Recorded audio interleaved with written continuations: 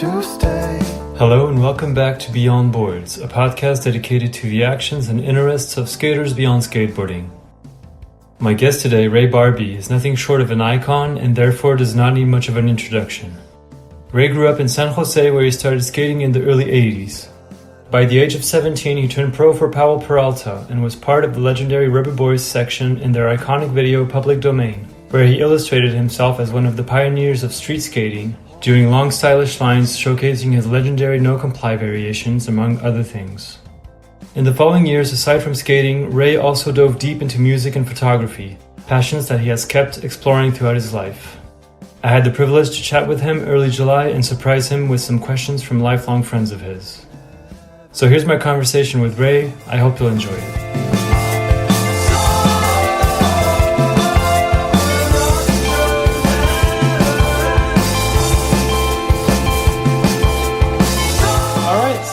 Let's see, my first question. So obviously the people are like a bunch of different people that you've crossed paths with at different points of your life and career. So this first one is from an old friend of yours, Mike Griffin. Wow, you reached out to Mike. Yeah. So cool. I think he's one of the first people you actually started skating with. For sure, yeah. So he asked, when will the Retaliation reunion tour hit the road? Rad. Yeah, man. Like you were saying, probably from the interviews that you've seen to where you even are aware of Mike. Yeah, when I got into skateboarding, got into it summer before 7th grade, skating that summer with me and one other buddy. And when we got to school, we wanted to hang out with the cool kids. We saw that there was a certain wall that was kind of like the surfer skater wall. And me and my friends were like, we want to hang out with these guys. But we didn't know them. And they were like older guys, 8th graders, a lot of them. And which back then is so crazy how much of a gap it felt. Felt like they were way older, even though it's just a year or something. And we'd hang out on one side of the wall because we knew we couldn't just be super close to them because they'd be like, what the heck kind of thing. And so we just kind of hang out and try to be a part of it. But again, it was on the outside. And finally, one of the guys came over to us and was just like, kind of like, what are you guys doing? What's your name? And then we told them like, hey, we skateboard. And they're like, okay, you skate? Okay, we skate too. You can come hang out with us. And Mike was a part of that crew. And they welcomed me into the Brotherhood. And they played in, not only they skate, but they played music also. And MTV had just came out right around that time. And I was fascinated with the guitar. Yeah, I was fascinated with the lead guitarist of the band, the guys that's taking the solos. And so I didn't know anybody who had a guitar until I met those guys. And then so basically after school, they'd have band practice before they go skate. So I'd head over and hang out during the band practices. And then they had a band called Retaliation. Right, yeah. And we lived in San Jose. This was taking place in San Jose. And so you had The Faction, which was Steve Caballero's band. That was in San Jose. And so we were basically super influenced by The Faction. And so we were coming from that school of just kind of skate or die, punk rock, kind of that whole thing, And so... ethos. Yeah. So anyways, we were probably, I think I was 12, turning 13 or something.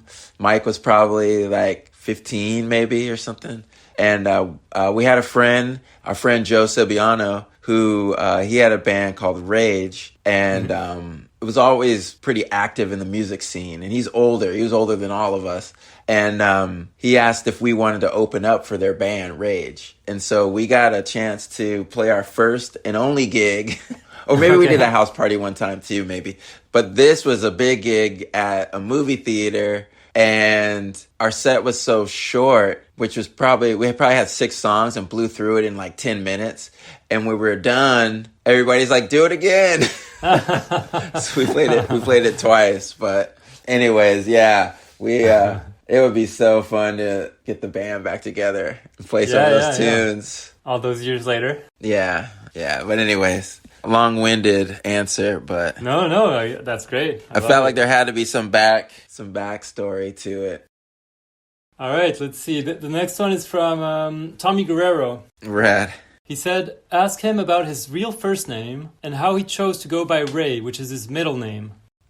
And I didn't know that, actually. I just I discovered it when he sent in that question. Yeah, so my parents, my mom and my dad is from Little Rock, Arkansas, and my mom is from Mobile, Alabama. Yeah. And so when my mom was pregnant with me, I was so big that they thought they were going to have twins. Okay. And again, my mom from the South. Well, I should say close to New Orleans, right? And so she's got a lot of Creole culture. Yep. And so common name in Creole culture is, like Vernell and Cornell. And I always forget, I'd have to ask her, but they were trying to come up with two names. And it was like Vernell and Burnell or Vernell and Cornell. I can't remember. But it was just me. I was a big baby. And they kept with the name Vernell. Okay. And so it's Vernell Raymond Barbee. But what happened is people had a hard time pronouncing it, especially at I guess at school. Yeah. So they just started calling me Ray. So in kindergarten, it just turned into Ray. Basically. Okay. Yeah. But it's still your how do you say, like, your... Well, so your Ray ID is Vernell. the middle name. It's the shortened version of my middle name, Raymond. So... But you didn't change your name, your... No, it's on my legal documents, it's Vernell Raymond Barbee. Okay, gotcha. Mm-hmm. All right, let's see. The next person is Ed Templeton. Rad. He asked a couple of things. The first question he asked is, I wonder what his recollections are of the amateur contests we used to skate in together. There were CASL ones and also ones out in Arizona. How did he get out to those, and does he have any stories? As kids, getting out to Arizona was a total adventure. Yeah, totally. Man, I love Ed, man.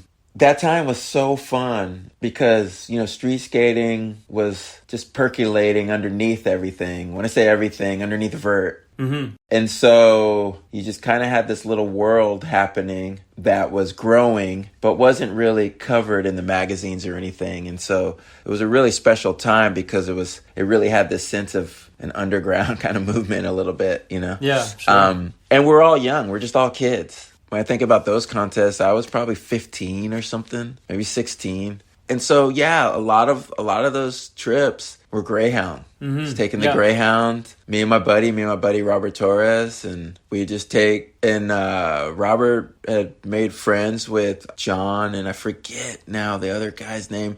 Oh man, it's been so long since I thought about this stuff. But it's called West Coast Connection, I think. And it was a skate shop / surf or something. Maybe I'm wrong on the surf because it's Arizona, but I think it embodied the culture, right? It was still feeding into that kind of skate surf culture or whatever. But West Coast Connection, we became friends. They were kind of some of the guys that put on the contest. I think one of the names was Oh Boy Boystein, which was like a guy that put on those amateur contests in Arizona. And that's where I met a lot of like Kobe Carter and Randy Colvin and these guys that lived out there. But yeah, we'd take the Greyhound out and then we'd stay with those shop owners. They'd put us up at their house. We just bring our sleeping bags and just crash on the floor, And so, Ed's right. That was something that I really enjoyed just in skating in general, is just meeting people and going on these adventures, traveling to new cities and things. And I guess just that kind of freedom of like, I'm so grateful my parents were always so cool with just me going to these places and just trusting. Yeah. Oh, yeah, you know what I mean? Because there's no cell phones, there's no nothing. And we're going, a lot of times we're hopping on Greyhounds Friday after school. So that means you're on the Greyhound late at night and there's some heavy cats. There's some heavy I'm sure, yeah, characters, at those stops. And so very grateful that your parents trusted you. Yeah, that they allowed me to even go explore and do that, Because of that, it gave me opportunities that changed my life. Ed also asked, there's also this crazy incident that happened in Huntington Beach a long time ago where he was chased by a bunch of Nazi skinheads. I'm not sure if it's too sensitive to bring up, but it's definitely a sad story. Yeah, I mean, just real quick, hate's gnarly. Yeah, it sucks.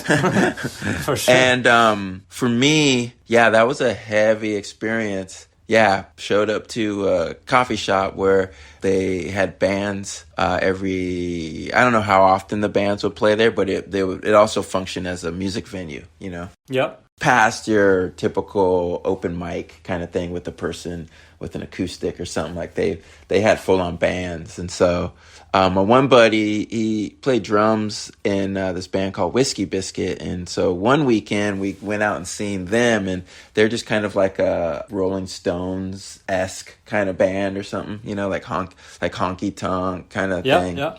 The next weekend, my buddy was like, hey, there's another band playing. Let's go. You want to cruise over? And I was like, yeah, because the last experience was fun. Show up to this one, and it's a punk band called Guttermouth. And they're not a skinhead band, but they have a skinhead following. But I knew nothing about them. But because they were punk, I think, and because it's called Java Jungle, the coffee shop is kind of next to Residence. And so it was a little too loud this time. And so it got broken up. Cops came and broken up. So we show up right when it gets broken up. So people are spilling out, and now they're just kind of pissed. Like, what? You know, kind of thing. And I show up, and I remember a skater came up to me because he recognized me. And he's like, dude, what are you doing here? And I was like, what, man? Just came to see a band. And he's like, you better get out of here. You're going to get beat up. And I was like, what? And then before I knew it, there was like the 6'4", almost 300-pound skinhead with two dudes on the next to him, each side of him, and basically approached me. But the crazy thing was, like, they had it set up. They knew that that was going to be the thing they were going to do to entertain themselves or whatever. And the reason I know that they was thought out, or they planned it, was they already had the truck ready in case I ran. And sure enough, I did run. And then so I'm running on foot away from those dudes. But then once I got away from them, I'd stop on a street corner, and there's a truck right there with other dudes in it, you know? And so, I found in the Residence up the street from there was a community center, and it was Latino, Hispanic community, and they were celebrating a birthday, and I run through the door and just kind of like, they're after me, they want to kill me. And I'm running through the back, 'cause I'm thinking they're just going to come in, and so I'm running through the back to try to see if I can find the back way out. And I couldn't find it, and I'm kind of panicking in the back. And the janitor spoke English, because no one spoke English. The janitor spoke English, and he was like, it's okay, we're going to call the cops, they're gone. And I was just tripping, because I was like, man, I've never seen these dudes before in my life. You know? And I saw the hate in their eyes, because right when I ran in, I was trying to see like how close they were. And it was a split second, but it could have been frozen, you know? It felt like it was frozen. And they're just pounding their fists, and I could just see it in their eyes. I was just like, whoa, dude. And that stuck with me. But the crazy thing is, and every time I talk about this, I always bring this up, because I feel like, to me, this is what I'm so grateful for. And it's probably crazy to hear that you're grateful for something through this. But yeah, I am. Because what it showed me was not only the level of hate that obviously we know that is prevalent just in humanity in general, but in particular, what I experienced after that was a hatred towards them. But I knew that my hate was no different. It just came from a different place. It was provoked from hate. But the hate that I was dealing with wasn't hating the behavior. It was hating them, like just wanting to see them. And so I started dealing with the reality of like, now I've got this thing I've never had. So every time I saw a skinhead back then, it would be like on Jerry Springer or something or wherever, this thing would well up in me that I never had before. I never had to deal with that. And I knew I hated that. I hated feeling like that. I hated feeling animosity or bitterness. I hated feeling that I didn't have to have that. You know, I didn't have to deal with that until that, really. At that level. And so it really made me go on a search. It started me wanting to know, like, just kind of more looking within, like seeing things in myself that I was like, man, I hate this about myself. I hate the good that I want to do. I can't ever do it. And the things that I don't want to do, I keep doing it, kind of thing. And I knew that there was something happening that I was battling, you know. And long story short, 3 years later, through seeking truth, just having a desire for truth, wanting to know what truth is, and not wanting to know truth and not knowing what it is, led me to Jesus. And led me to, there's a verse where he says, he's the way, the truth, and the life. And it became abundantly clear to me that he is the way, the truth, and the life. And he brought me out of darkness and into his wonderful light. And that is the greatest thing that's ever happened to my life. Is me coming to know my Creator, coming to know and have a peace in knowing that, yeah, he is the way, the truth, and the life. Yeah. Interesting. Yeah, so, and that's something that I'm so grateful for, is that it says he rewards all those who diligently seek him. And I didn't know what I was seeking, but because I was diligent and sincere in wanting to know what is truth, despite others' opinions, despite even my own opinions, coming to a place of humility and realizing like, wow, I've had nothing to do with anything other than my choices. Yeah. You know what I mean? Like, I didn't have any say in the color of my skin or the era of which I'm born or whatever. I didn't have a say in who my parents are. And, you know what I mean? And so there was a humility that was very present. And that humility is what led me to being sincere, you know? Was there something that happened at that time when you had this kind of call of faith? I don't know if that's the right word or expression, but you mentioned that was 3 years after this terrible incident with the skinheads. Yeah. Was there something that happened that kind of, that clicked sort of, where you had this kind of realization? Yeah. I mean, so during that 3 years, I was just uncomfortably confused. I was just like, man, I had way more frequent reoccurring questions of like, wow, I had nothing to do with being here. I can't control anything outside of my choices, my actions or whatever, but I can't control what happens to me. And I just, to be honest with you, so it's heavy because the Bible says that God has placed the knowledge of eternity within every person's heart. And it was that knowledge that just started making me very, very uncomfortable. And I would say that getting chased by skinheads, it kind of stoked that knowledge. It brought it more to the surface of like, dude, why do we treat each other like this? This is heavy. And I started thinking about, because when they called the cops, there was a white cop and a black cop that showed up. And the black cop's the one that took down my report. And he was like, don't worry, we're going to look into this. And I just started thinking, like, my grandmother, who's my hero, who lived with us growing up on my dad's side. So she's from Little Rock, Arkansas.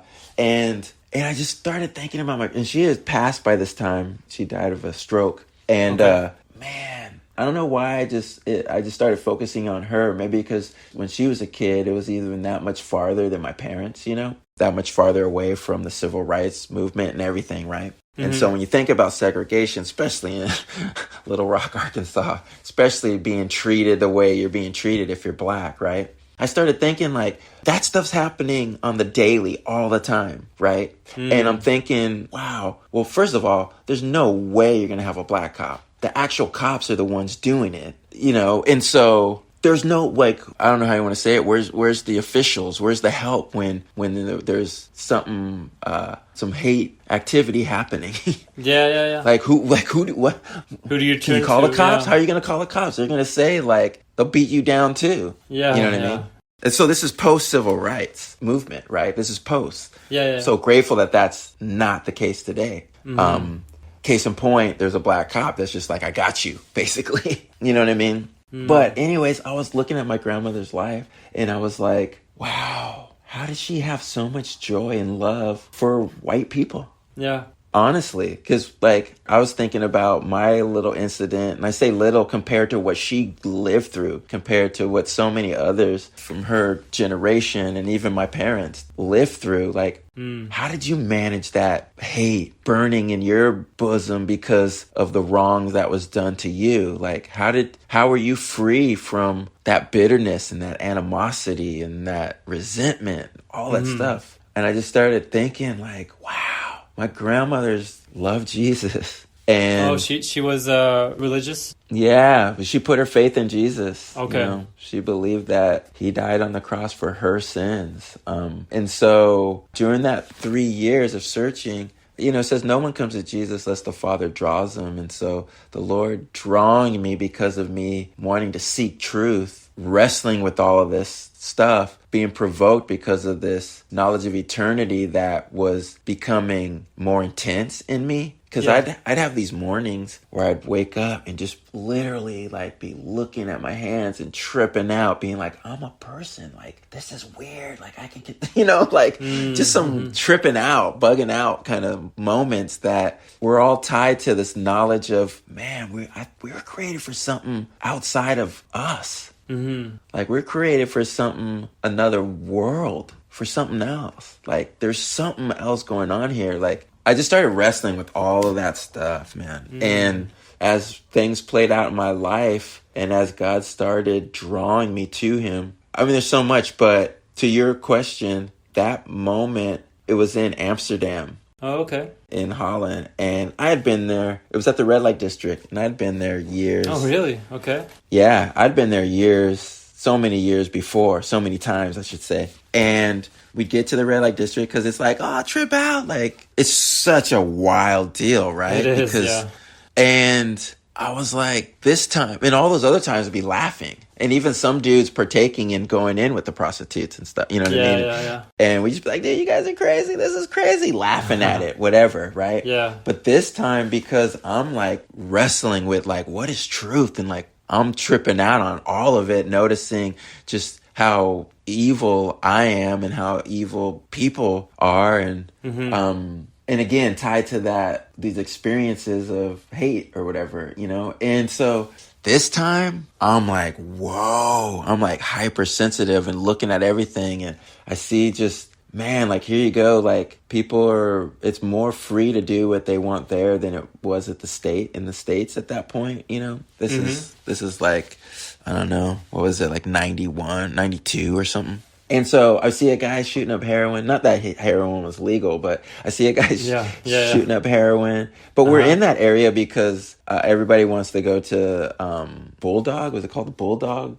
It was like the famous cafe to where you could go get hash and stuff, Oh, okay. Yeah. So anyways, we're in that zone, and I remember we went into a supermarket, a little convenience store or whatever, and I remember someone wanted to pick up something because there's a bunch of us that met up at the Bulldog, and then we were going to go walk over to the red light district. And we basically stopped off. Someone wanted to get something at this little convenience store, and I'm looking through the postcard racks, and I'm seeing like porno stuff. And like right next to me is like a little kid that's just kind of right there too, And I was just like, wow, this is crazy. And then we get to the red light district, and rather than laughing at the girls in the windows, being like, whoa, this is crazy, dude, I started seeing the emptiness. I could see it in their eyes. I was just like, wow. You could just tell they were just empty and broken and like lifeless. But the most attractive ones would get the most attention. And then I started looking at all the guys because the most attractive ones could pick who they'd want to sleep with. Okay. And so I would look at that dynamic of like, wow, there's like 7 dudes right here trying to get the girl to like pick them or something. And then I just saw it in their eyes. I just saw the heaviness and the lust in their eyes. It was just all like magnified. Kept walking, and then there's like a sex acts club, and the guy in the front door is like, and there's like a topless lady at the front door too with the guy, and he's just like, hey, come in, you guys, because there's a bunch of us. He's like, hey, come in, first drinks on the house, and we'll give you a banana or something. I'm like, a banana? And I was like, what? It's like something to do with whatever's going on in there, right? And we just kept walking, right? Okay. But I remember throughout that whole night, I just kept saying, like, it wasn't supposed to be like this. It wasn't supposed to be like this. And, like, I didn't know what it was supposed to be like, but I knew it wasn't supposed to be like that. Yeah. And the only thing I can say is, like, there was a moment where it was just like, duh, my grandmother was right. It's Jesus. He's the way, the truth, and the life. And I was like, I didn't have any answers because that was the thing. I just wanted answers. I was like, this is crazy. And I just wanted answers. And no one in my camp had answers. In my community of friends or the circles I ran, you know what I mean? Like, right, yeah. Anytime anything about Jesus got brought up, it was just quickly shot down. And so, but I never heard any other kind of explanation. You know what I mean? It was just always, I think, and I was like, yeah, but there's nothing that doesn't serve me in any way. That's your own experience or how you view what you've experienced in life. Like, I understood that. Like, everybody's going to speak from their own experiences, right? Kind of thing. Right. And everybody's thing is so different. And I guess I was looking for more of like, what is the universal deal? Yeah, exactly. You know what I mean? And so I remember I was like, duh, my grandmother is right. Yeah, it all made sense in that Dude, moment. I was just like, this is it. And there was such a peace. It was like, man, like, and here's the thing. I didn't have all the answers. Still don't. I mean, I have more now, but I guess what I'm trying to say is the peace came from just trusting the one who does know. Yeah, exactly. That's where the peace came. It's like you're trusting, you know what I mean? Like, if your parents are saying like, and you're 5 years old, right? And your parents are saying like, hey, like, for the good of our family, we're going to move from California to wherever, right? Like, you're not going to know all the reasons why there's that decision. You're just trusting that they're going to make a good decision. Yeah. You're trusting them. You know what I mean? And there was, I guess what I'm trying to say is there was that functioning. Like, I didn't have the answers, but I knew where to go. Yeah, exactly. You had a direction or something you could rely on, or He's the way. And then what I find out is the truth about humanity. He's the truth. You know, and then what comes with that is the life. Like, he's the life. He's who I was created to live with eternally. And that was the knowing that I had in my heart, was like, man, there's something more than just this, you know? And it says, he says, I'll bring you out of the darkness and into his wonderful light. And that's what happened. It got brought out of the darkness into his light, and in his light is light. And so there is that sense of, I always use the analogy of like, you know, I'm sitting in my garage right now and it's pretty messy, man. Like, there's just a lot going on because I record in here. I print photos in here. Got a little dark room set up. And then because of my boys, you know, Nolan's going to be 22. Max is going to be 18 this year. And Max plays football and Nolan used to. And so it's a / gym also in here, you know? Okay. And so, and my wife, she's a teacher. My wife, Stephanie, she's a teacher. And so she's moving schools. So she has to move her classroom. And so in the meantime, there's stuff stored in here for the time that she's going to take stuff back to the new school. And so I'm saying like, it's messy, dude. And so, but there are little paths in here that you could walk around, right? And I guess what I'm saying is like, dude, if you were to come over and I'd be like, hey, and it's nighttime, right? And I'm like, hey, I'm going to be home in about 15 minutes. You're here. And I'm like, hey, just go into the garage. I'll be there in 10 minutes, right? Uh-huh. And I don't tell you where the light switch is, right? And you walk through the door and the first thing you might hit is a chair that's right by the door. Then you might hit the refrigerator. Then you might hit one of the weights that are on the ground right by it. And I guess what I'm saying is that's kind of what my life was before that moment. Yeah. I'm walking around hitting stuff. Stumbling around. I'm just stumbling around, getting hurt, having bruises. Some things are harder than others, but they're piling up. And I come and I turn on the light and you're like, oh, whoa, this is why I hit this. This is why I hit that. That's why this person did this to me. This is why I always do that, you know? And it's not that it changes all that stuff. It helps you to understand where it is, and it helps you to navigate and make your way around. You know what I mean? Mm-hmm. And that's what happened in that moment. You know, I guess in a weird way, it's like, and that's what that verse is saying. You know, I'll take you out of the darkness and bring you into my wonderful light, you know? And so that's beautiful. Yeah. Thank you, Ed, for that question, because it allowed me to kind of share what God did through that heavy event. Yeah, exactly. And it's what he wants to do with all of our heavy events. He wants to redeem them. He wants to work them for the good. Yeah, and so. All right, let's see. This next one I have is from John Lucero. Oh, wow. He said, ask Ray about Troy. Probably not going to say their names right, but Troy Clower. Clower, yes. And Randy Smith, Sector Legends. And Troy Clower, rest in peace. Yeah. Man, Troy was awesome. Well, Randy's my all-time skate hero. Yes, I remember you mentioning him a bunch of times, yes.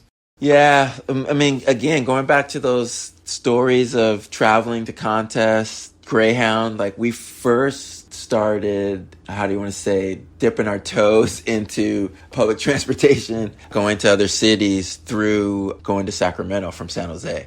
Me and my buddy Robert Torres, who Robert was huge for me and just showing me this world of contests and street contests and that kind of underground thing. And so I don't know how Robert met Randy and Ricky, because Ricky Windsor is a huge part. It was those two guys. And man, those guys changed our worlds, man. How we looked at a skateboard.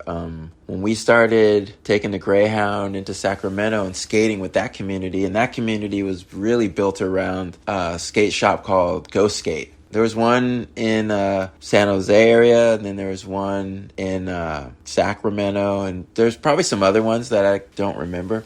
But yeah, we go out there and skate with those guys and stay with Randy for like a weekend. And Randy was the first one that I saw do what he called step hops, and it's what everybody refers to as no complies. And he would do straight ones off the leg, and he would do them to like frontside 50-50s on a bench, and then do gazelle out, which gazelle is what Rodney Mullen would do. Freestyle, where you just kind of, you start off the nose, and then you throw yourself backside to get to the back truck and then pivot around, you know? And so that just blew our minds. We're like, whoa. Yeah. And one thing I loved about Randy is he was just so ahead of his time, even back then. So he rode for Alva, and we wanted to ride for Alva because of Randy. And dude, back then, because you know how people now, and it was definitely happening, because again, this was 83 or 4, 85, 84, somewhere around there. Randy already knew we needed, in the streets, you wanted smaller wheels than what was happening then. Because what was happening then were like 60 millimeters, cubics, rat bones. You know, I forget the other wheels, like Alva Rocks. Even Alva Rocks were big. They were like 60, right?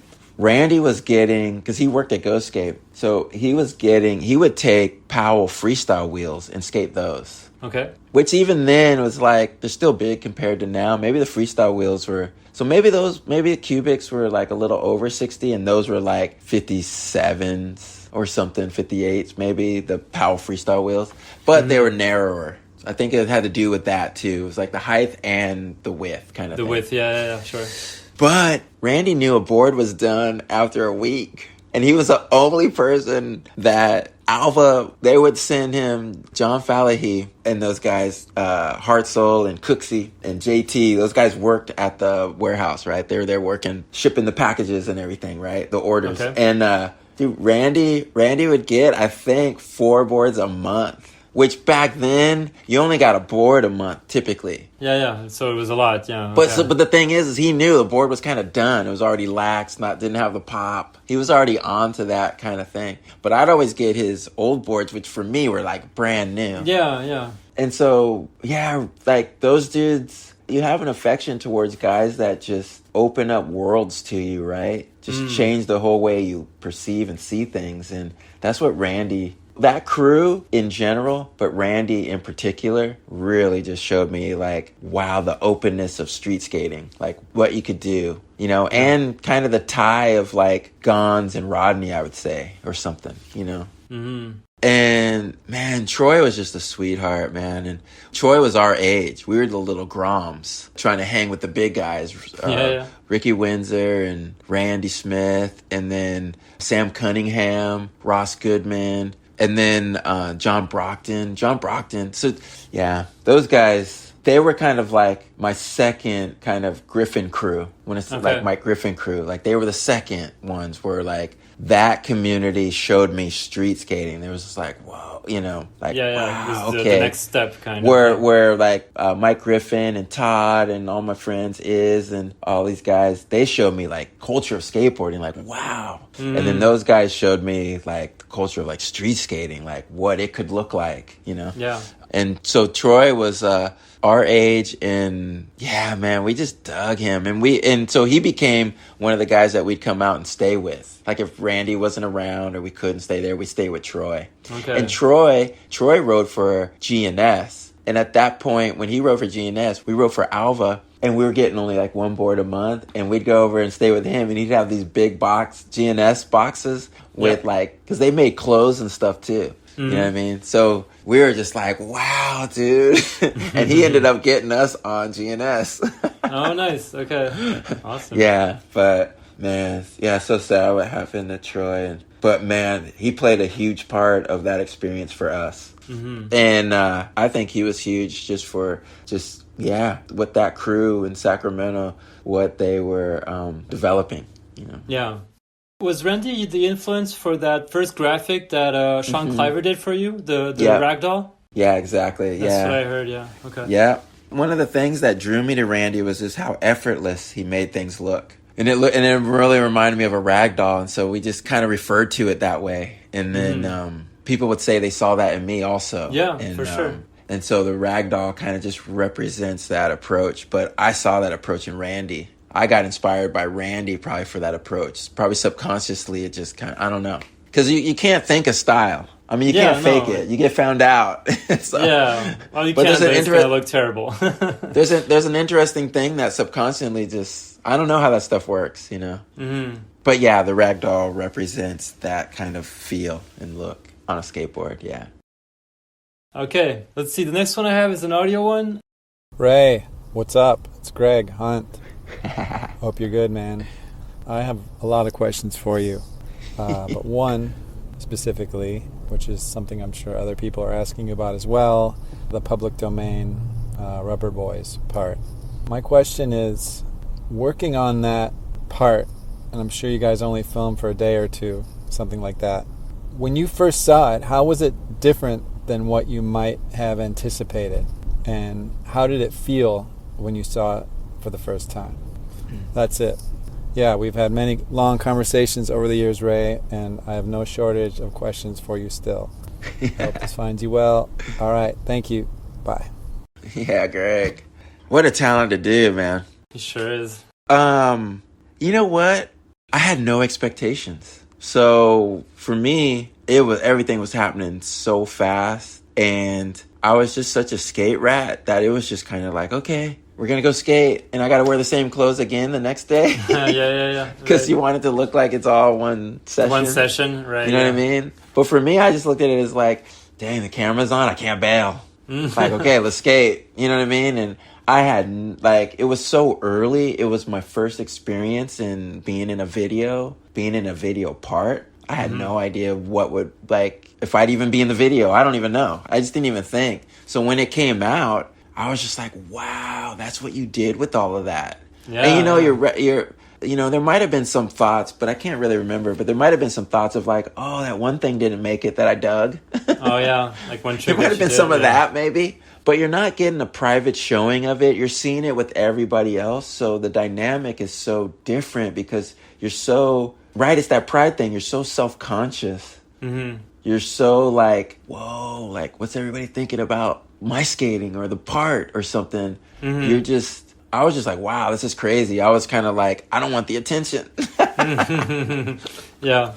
There was a part of me that was like, man, like, I don't want to talk to everybody at the end of the showing. Like, yeah. Be like, and I don't know, because I was just like, I just want to skate. I don't want to talk about, like, I don't know. I did so horrible with compliments and things because for me, if I didn't think I was functioning where I wanted to function, then I felt that if I said thank you, like I learned that it was my pride that didn't allow me to receive people's compliments without feeling like if I receive it, then I believe it. Mm-hmm. My pride wouldn't let me separate the two. And so for me, it was always hard to hear compliments. If I didn't think I was functioning where I wanted it to function, then I think for me, it would be like me taking credit for something that I didn't really think I deserved. Mm-hmm.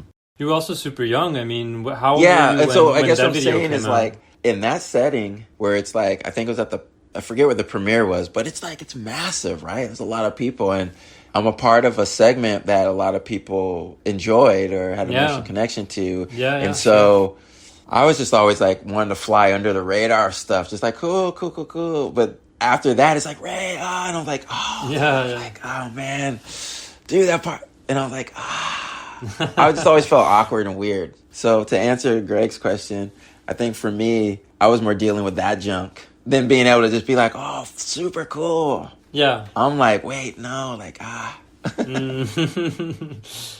How old were you when Public Domain came out? Were you like 17 or 18 around there?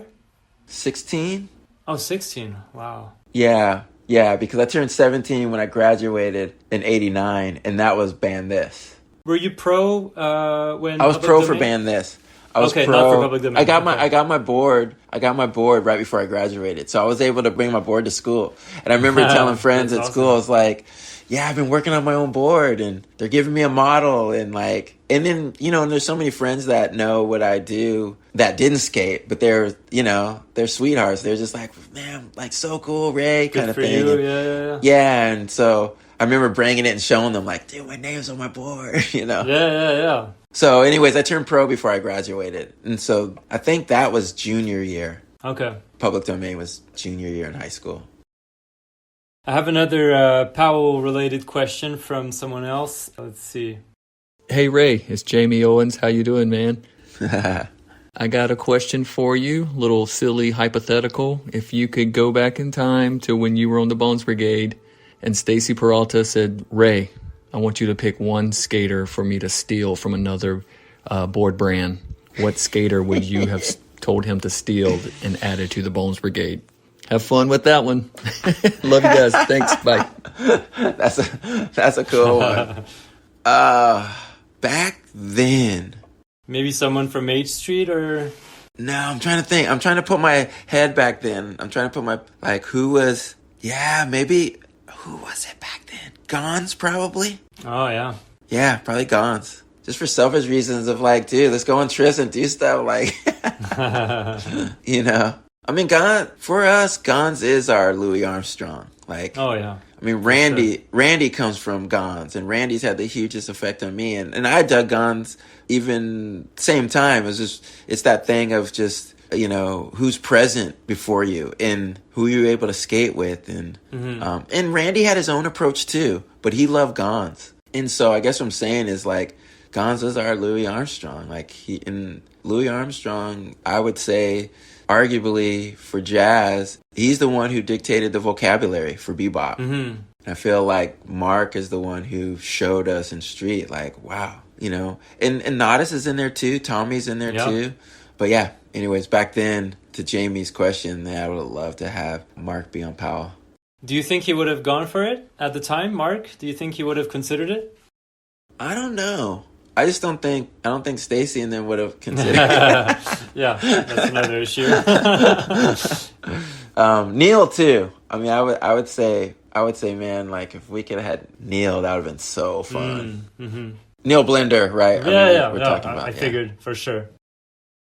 The next one is from Javier Sarmiento, former The Firm teammate and incredible skateboarder as well. He said, from watching Band This, Ray says, "How long you been skating?" You reply, 6 years. And then the person asks, "When did you start?" And then you answer, 6 years ago. Where does that joking around come from? I don't even know if that was joking around. That honestly was me being lazy, not wanting to do the math. Yeah. It was me being "Oh, dude, I don't want to sit here and add it up." I was just I don't know, 6 years ago. You added up. I don't know. Do you remember who asked that question? Who was filming you in that segment? Stacy Peralta. Stacy, okay. Mm-hmm. Yeah, I mean, here's the thing.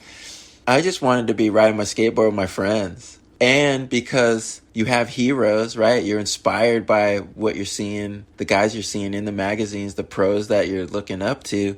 You have ambition and you have desire to have your name on a board and to be doing what they're doing. Mm. But, and it's the most cliche thing, but you don't know what comes with it. You know what I mean? So you get excited about one aspect of what it looks like to be a pro skateboarder, but you don't know the harder aspect depending on your personality. Yeah. And so my personality, the other stuff was harder. So to get in front of a camera or to have this attention on you and all that stuff was that stuff was painful, it's hard. And so you're just a nervous kid and they're like, "Ray, we got to ask you some questions for the video." And you're like, "Oh, dang, can I just skate?" Yeah. Yeah. Can I do a line instead? I think that was just kind of my way of just kind of being like, okay, like, can we get this over with? Like, sure. when did you start skating? 6 years ago. You know, like that, you know, so. Yeah. It's iconic though. Yeah, it's cool. And thankfully, over time, you start to get a little more used to it and a little more comfortable to where you can do a little better job trying to express yourself, maybe. Yeah. No, again, you were so young and dealing with that at such a young age, I can't imagine. Yeah. For any kid that age, like, it's tough to have the spotlight on you like this. I can't imagine how stressful it is. Yeah, I had a hard time. Okay, next one I have is from Mike Frazier. Rad. He said, what team that you rode for or era was your favorite time during all the years you've been pro?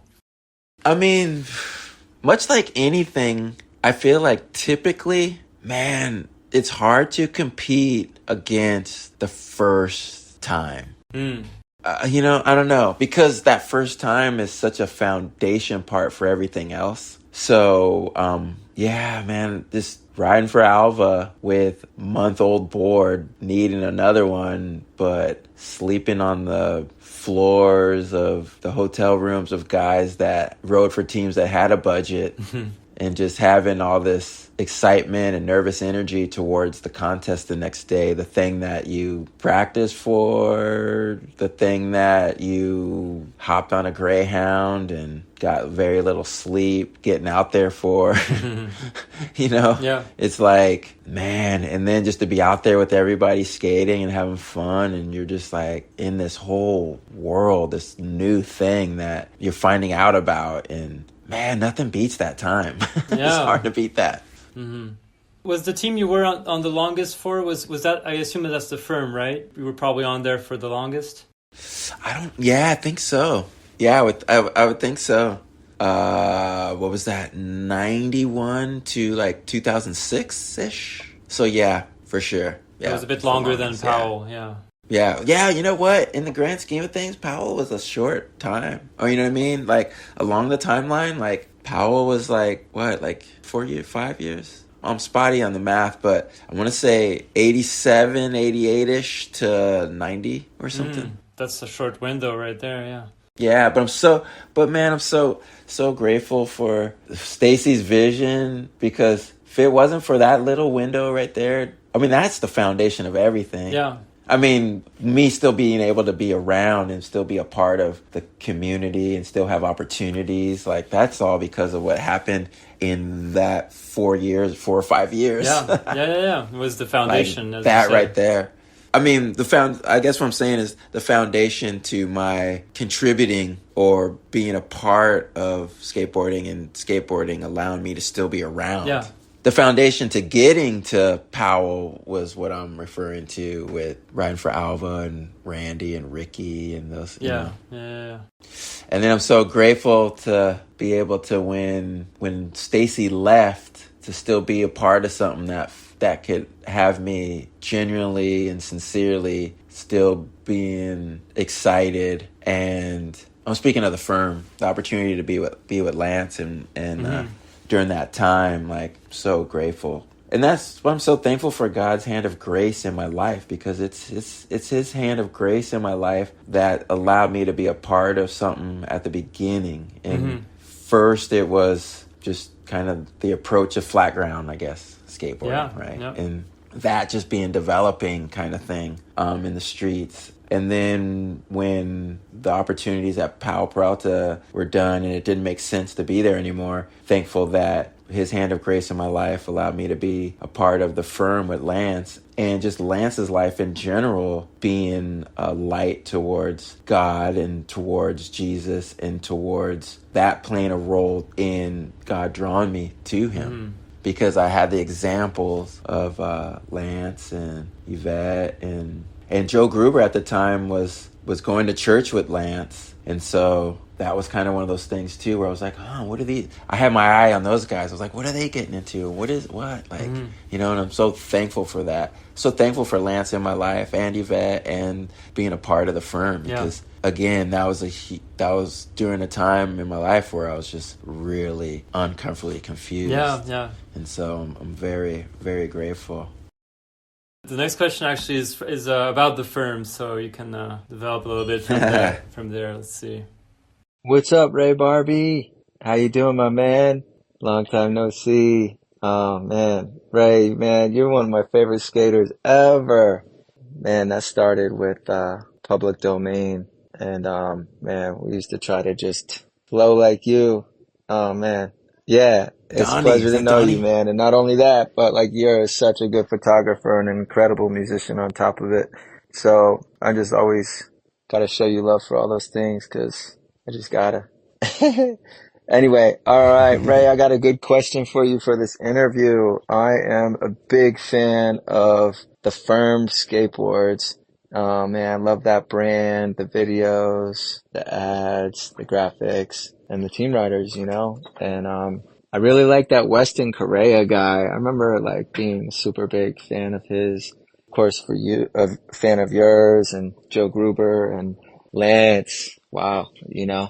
So, man, share some stories of the Firm days. You know, did you get involved with any of the branding or team decisions, or that must have been something?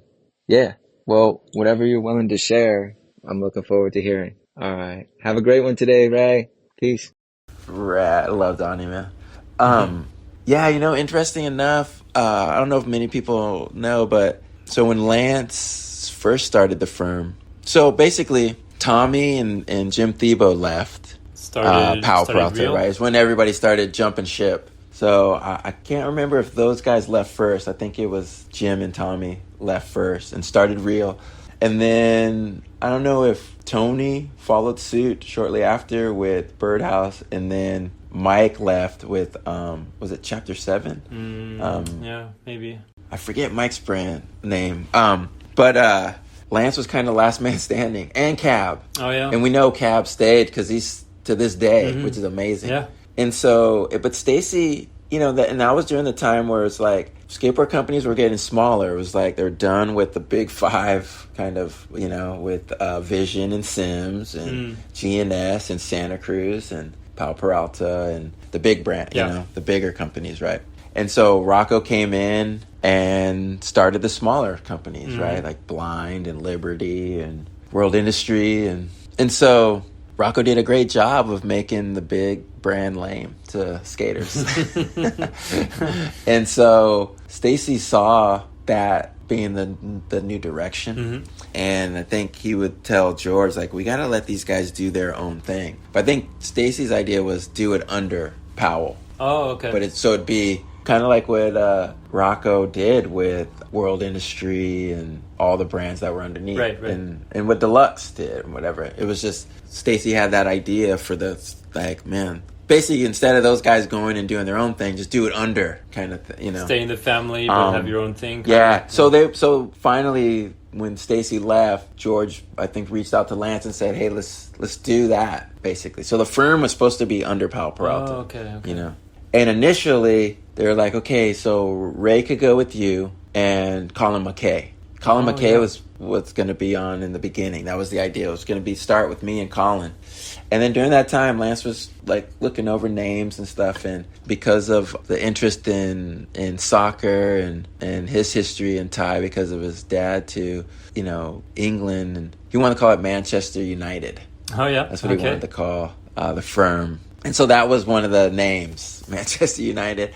And I never heard that. That's crazy. Wow. Yeah, and so anyways, I think Colin left to go with Plan B. Can't remember. Colin was out, and then Keith Gruber, which is Joe Gruber's brother, Keith was on board. So it was me. It was basically, it just started with like me and Keith and Lance. Okay. Basically. Yeah.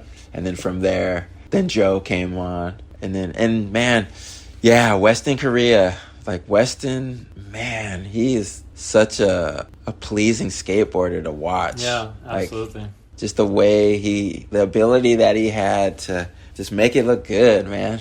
Yep. And yeah, man, like I'm grateful to have many sessions skating with and experiencing that talent. You know, such a good style. But yeah, it's again so grateful for the firm and so grateful for all the riders that rode for it over the years. Like, yeah. What year did that's a bit later, but Can't Stop, was that 03 or 02, around there maybe? Early 2000s? So I can't remember. Yeah. I mean, dude, Rodrigo, 2 parts. Yeah. And Javier, who asked a question earlier. Javier's like, dude, Uyghur. both those Uyghur dudes are had still ripping so hard. Yep, Uyghur. with the long Yanni. back tails and stuff. Like, that video was sick. Yeah, Yanni. Oh, yeah. Like the Right, yeah, of course, yeah. Yeah. That was a rad video. Okay, let's see. Still kind of on the topic of the firm, I have a question from Joe Brook, who was, I know, instrumental in your decision to get interested in photography. So he said, ask Ray about the Vans firm Este 52. Yeah. Am I saying this right? Yeah. Este 52. Yeah, Este. Yeah. It was a clothing company that Solomon Agha rode for. Oh, okay. And our friend Bryce that was on that trip. So yeah, he basically just told me to ask you about that trip from 2001. So it was a joint trip between those 3 brands, I guess, from Vans, the firm, and Este. Yeah, and it's funny because that trip started out, well, I should say that trip came about because of Anthony Claravall and Frank Guerrero. They were in California, Southern California, like LA, Orange County area, and they wanted to get back home to New York. Mm-hmm. And our friend Jeff Klein, John Klein's brother, which John Klein rode for a rookie skate company out of the East Coast. Right, yep. Those guys are from Michigan because they all grew up together. John Klein, Jeff Klein, Joe Brook, and our friend Dave Meddy, which Meddy wasn't on this trip, but Dave Meddy is the reason we all became friends because Dave Meddy was the camp director in charge over at YMCA Skate Camp Sequoia. And so he brought us out, me and Joe Gruber, Solomon Agha, and all those guys, Joe Brook. That's how I met Joe Brook. That's how I met all those guys is we worked at the skate camp, the YMCA Skate Camp in Sequoias. And so they're all from Michigan. And so anyway, so Jeff's getting married. Mm-hmm. So John's wanting to get back himself to be at the wedding for his brother. So you have Anthony and Frank needing to get back to New York, and then you have John trying to get to his brother's wedding. Okay. And so Salman and Anthony cook up pretty much a last-minute hodgepodge tour for those purposes. Yeah. And bring so, them back home. Okay. Yeah, and so Salman had his shoe out at the time on Vans, and so he had an obligation to go to one of the trade shows in Atlanta, maybe. It was either Atlanta or Florida, I can't remember. Okay. But they were going to fly him out to that, and so he reached out to Steve Van Duren and was like, hey, can we use one of the vans? Yeah. And can you give us gas and we'll set up a little tour and then I'll make my appearance at the trade show. Right, okay. And so basically, yeah, with gas money and then those dudes just calling up skate shops. And then we had Joe was working for Slap magazine. So Joe was like, yeah, I'll do an article. And basically they were like, Ray, you want to go? And they're like, Ray, we want to go on this Vans the firm firm tour kind of thing. I'm like, yeah. And I'm all thinking Vans, like, cool, there's a budget and stuff. And they show up to my house. I was living out in Corona. They show up to my house and I come out, probably like just a duffel bag and my board. And they're like, where's your sleeping bag? Mm-hmm. And I was like, oh, it's one of those. Meaning we're not going to have many hotels, if any. And basically it was almost a 2-month tour. And we stayed in one hotel. And we were sleeping at rest stops and people's floors. Yeah, it was a heavy one. Yeah, it was a heavy one. But as it kept going, yeah, they kept calling more shops and things, and it just kept extending. Oh yeah, okay. Things, yeah, and so it was a trap, kind of like jump in the van. Yeah, I was like, I'm ready, dude. I'm like, I'm done, man. Like I was so fatigued and tired. Yeah, like I'm sure. It was. Yeah. I mean, there was so much fun that happened, but it's one of those things where you're like, man, we should have cut it here. Yeah. 2 months is too long. Yeah, and so, but yeah, there were some fun moments, especially in New York. We stayed in New York the longest out of the trip, and David Bowie and Trent Reznor were doing a track together, a song, and so they were filming a video for it, and I remember I'd gotten a T4 on that trip Joe Brook. Oh yeah, that's when you got it in at that store in New York. Yeah. Yeah, B&H. Right. And so I was just trigger happy shooting all the time with that thing. And so I remember the video, the premise I think was those guys in like a taxi cab or something. They're in the back of a car. And so they were on like a trailer and they're filming, and like I think it was in between takes maybe or something, but I ran up and just stuck the T4 in the window. Oh, nice. To shoot those guys, and they're just laughing. But because the director is just getting upset, they're like, "Get out of there!" Yeah. Kind of thing, And the sad thing is so Joe was like, "Here's some black and white. Put some black and white in," and I had black and white with color stuff. Okay. And then I didn't know that the black and white had to be processed with different chemicals. So I turned in, when I got back, I put in the black and white with the color at like CVS, like Walgreens or something. And those black and white rolls were blank, right? Because you can't put that through the the C41 chemistry. Oh, so the photos didn't. So that stuff didn't come. Well, the black and white stuff didn't. I have the color stuff, but I had black and white in my camera when I shot those guys, Reznor and Bowie. That's too bad. Yeah. All right. On the topic of photos, I have this next one. Ray, why do you carry your camera around everywhere you go? I'm trying to recognize the voice. Iconic photographer. Oh, yeah, Tobin. Is that Tobin? Yes, it's Tobin. Tobin, yeah. What's funny is he knows the answer.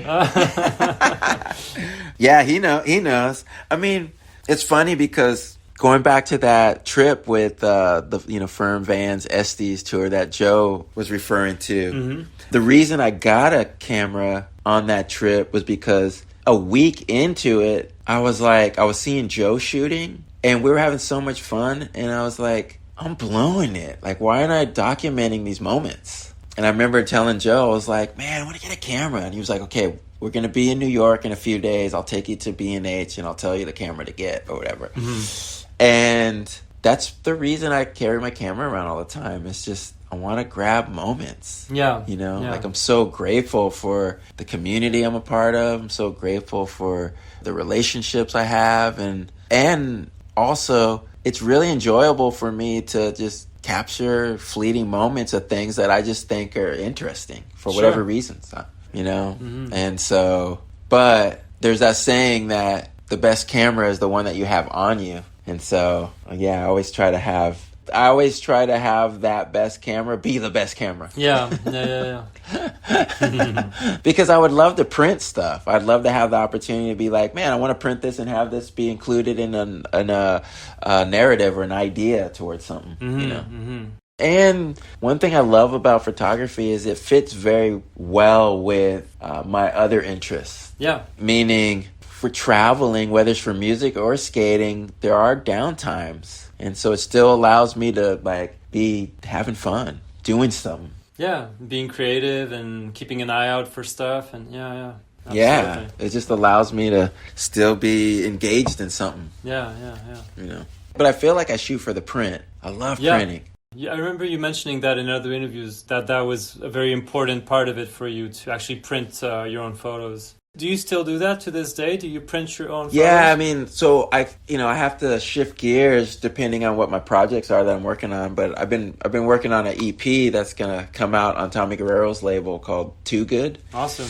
And it's just these songs that I recorded at home. It's kind of a home DIY, home spun kind of production. Yeah. Cool. Yeah, production. And so because of that, the dark room's functioning more like a studio, And so, but now that I just finished that and I do want to work on a possible book opportunity, then I'll start processing. I mean, one thing that I do like about, which is a double-edged sword, but one thing I do like about printing or traditional silver gelatin, wet, darkroom printing kind of thing is I can sit on rolls for a while. Like I don't have to immediately get to it, So when I can get to it, it's going to be like the craziest Christmas. Yeah, I'm sure. Looking at all these images over years and years and years. Bringing out a lot of memories. Yeah, now it's time to kind of start going over them and seeing what there is. Yeah. So I guess what I'm trying to say is it has a long marinating kind of process to it. Yeah. You know, that no wine before it's time kind of thing. Mm-hmm. You know, it's like it can be sitting for years and years and years. And in my case, maybe 15. Yeah. That's cool, though. Yeah, I mean, it must be a trip to develop a role of a 15-year-old role and all the memories rushing back and stuff. Or exactly. Sometimes probably you don't remember what the photo is or like when, exactly where, whatever. Like it must be super interesting to do that. Yeah. That's what I love about the craft of darkroom printing is because, you know, there's one experience making the capture. You got excited about something. There's emotional connection towards something. So you're trying to figure out how you want to capture that. And there's a reason why you want to capture it.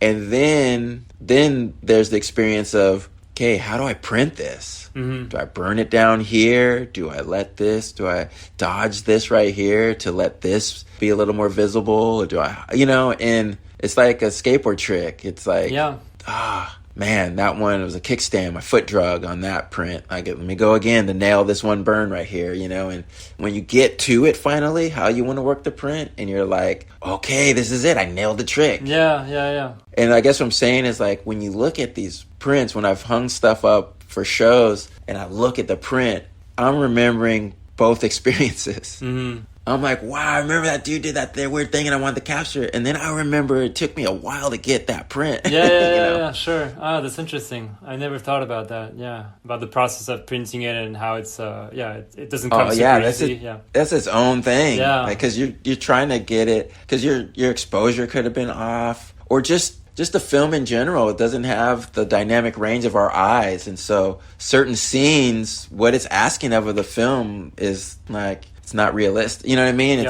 That's going to blow out. The stop is like 8 stop difference from the shadow to the highlight. But the cool thing about film is that it can retain a lot of that, but you have to bring it out. And so it calls for long exposure times to get to it, you know? And so that becomes a part of the craft, I guess, that I liken to, finally I landed it. Yeah. I hit that crack and still had enough momentum to hit that kicker or whatever. You know?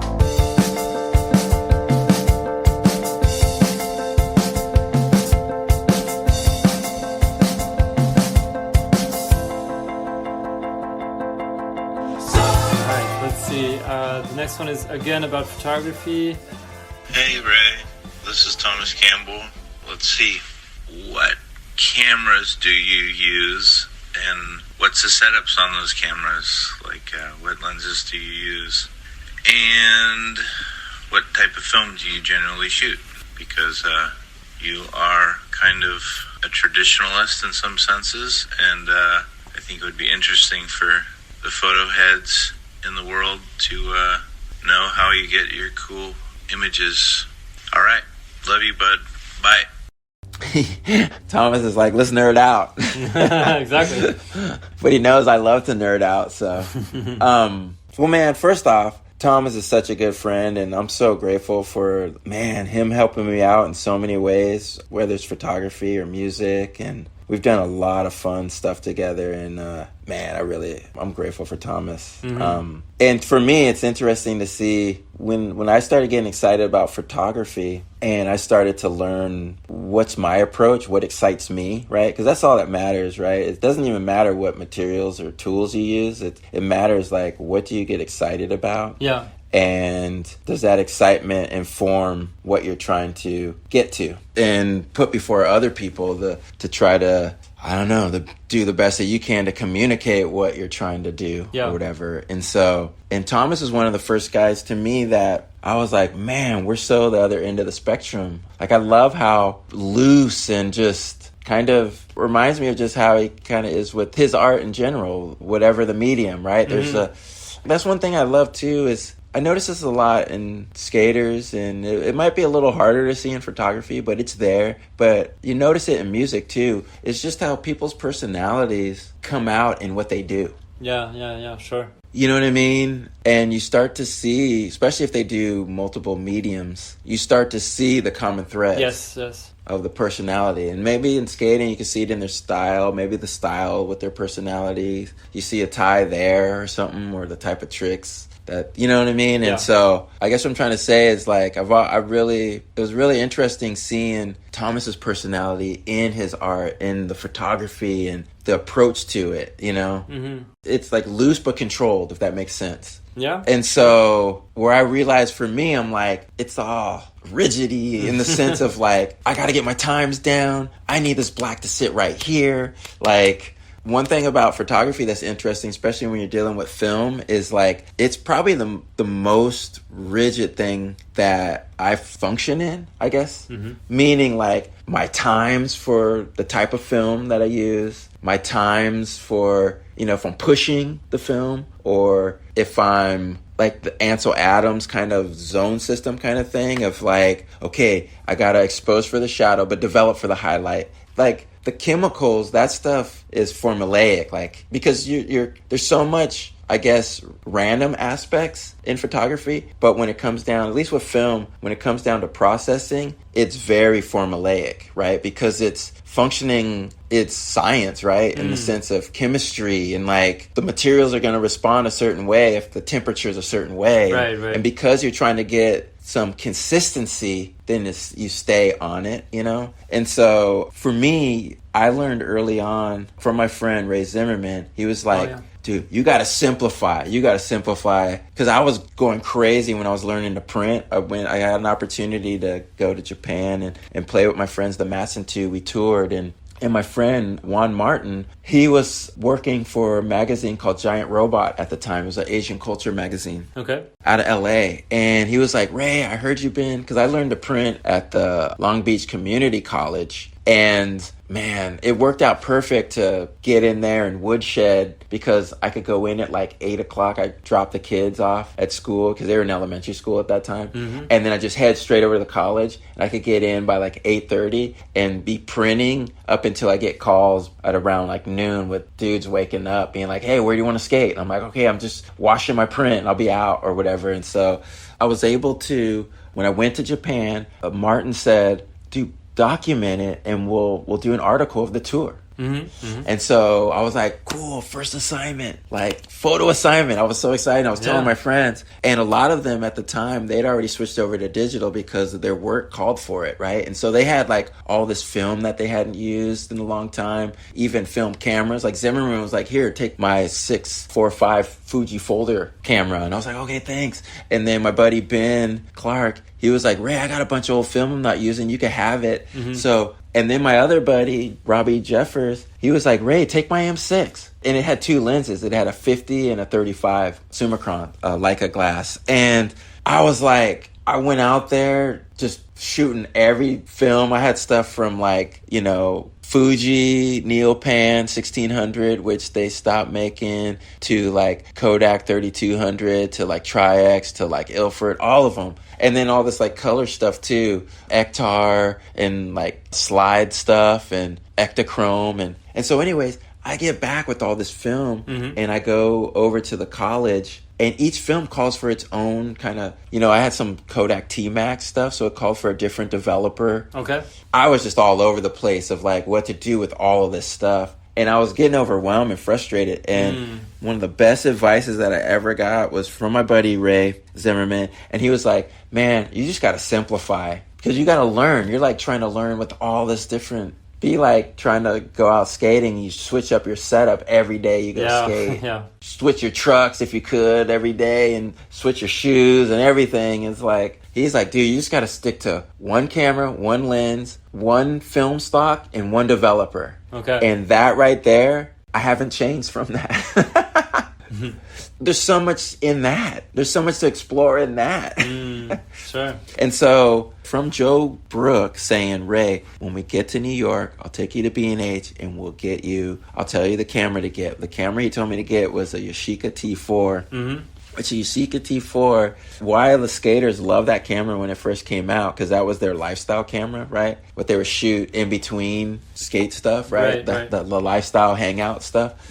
Is because it had a Carl Zeiss optics, had Carl Zeiss lens, which was super rare for a point and shoot. Okay. but the focal length was 35 millimeters. And so I think, and again, like I was saying, that my buddy Robbie Jeffers let me take his Leica M6, which is a rangefinder camera, and there was a 50 millimeter and a 35 that I took, and I quickly, every morning in Japan, I'd be like, what lens do I want to take right now? Because I want to go out with 2 lenses. And I found myself, I started with the 50, and then when I put the 35 on, I was like, oh, this is familiar. Like, I like this. Yeah. I can get more in the frame. And it's funny because I had a Pentax K1000 that was my wife's that I started using when I was like, I want to learn how to print. Like, I want to learn how to use a manual camera. And she had a Pentax K1000 that had a 50 millimeter lens. But when I was using that, the mirror slap, I knew wouldn't let me get the photos that I wanted to shoot because it's so loud and it always interrupted the moment. The mirror slap, because the mirror has to move away so that the light can get through the lens to the film plane. Right. And so when it comes back, click. And so I was like, this isn't going to work. And I remember talking to one of my photography heroes, my friend John Humphreys. I remember seeing him at a contest. And I was like, John, like, the camera's so loud. And he's like, you need a rangefinder. And I was like, what's a rangefinder? And so anyways, I look into a rangefinder. And then, so fast forward to Robbie let me borrow his rangefinder, the Leica M6, which is a rangefinder. And then when I started using that 35 on this trip in Japan, it's funny because I was like, man, I feel so at home with this. And then it hit me like, I don't know, maybe a couple years later, I don't know. It hit me, I was like, this is just a glorified version of my Yashica T4. Oh, yeah. Okay. Yeah. Because the Yashica T4 would be considered a rangefinder. You're not looking through the lens. You're just looking through a viewfinder, right? And that 35 was what I was so used to. And so for me, the 35, there's a lot of reasons I came to the 35 being my only lens that I probably 99% of the time use when I'm not shooting panoramic stuff with my, I have a Hasselblad X-Pan panoramic camera. Okay. Which I see that as my 4x5. Like, I bring that out when I'm shooting dynamic, landscapey kind of things. But yeah, I really just shoot with a rangefinder and a 35 millimeter lens, like for like the whole time, 15 years. Yeah. It works for you. Yeah. And I think a lot of it too also is because I come from that school. A lot of my heroes are the Magnum photographers. And I come from the school of your composition was done at the spot, like no cropping. No cropping. Yeah. And the accountability for that is your borders. And aesthetically, I love the way borders look on my prints, but they also function too of saying like, look I didn't crop. And so I found that a 50 was too tight. I couldn't get enough in. I'd have to move back from what I was shooting. And I felt like a 28 was too much. Like I wouldn't be able to like crop out certain things within the camp, like at the time of shooting. And so the 35 just, to me, became the sweet spot. Right, yeah. To where it could have me be close enough to the subject to where it doesn't get uncomfortable, but still be in it also. And I feel like it's the one focal length that can kind of at times mask and kind of give you a 28 feel, and at sometimes can also give you a 50 feel a little bit. And I feel like it's the widest angle that you can go to still keep it feeling like a painting.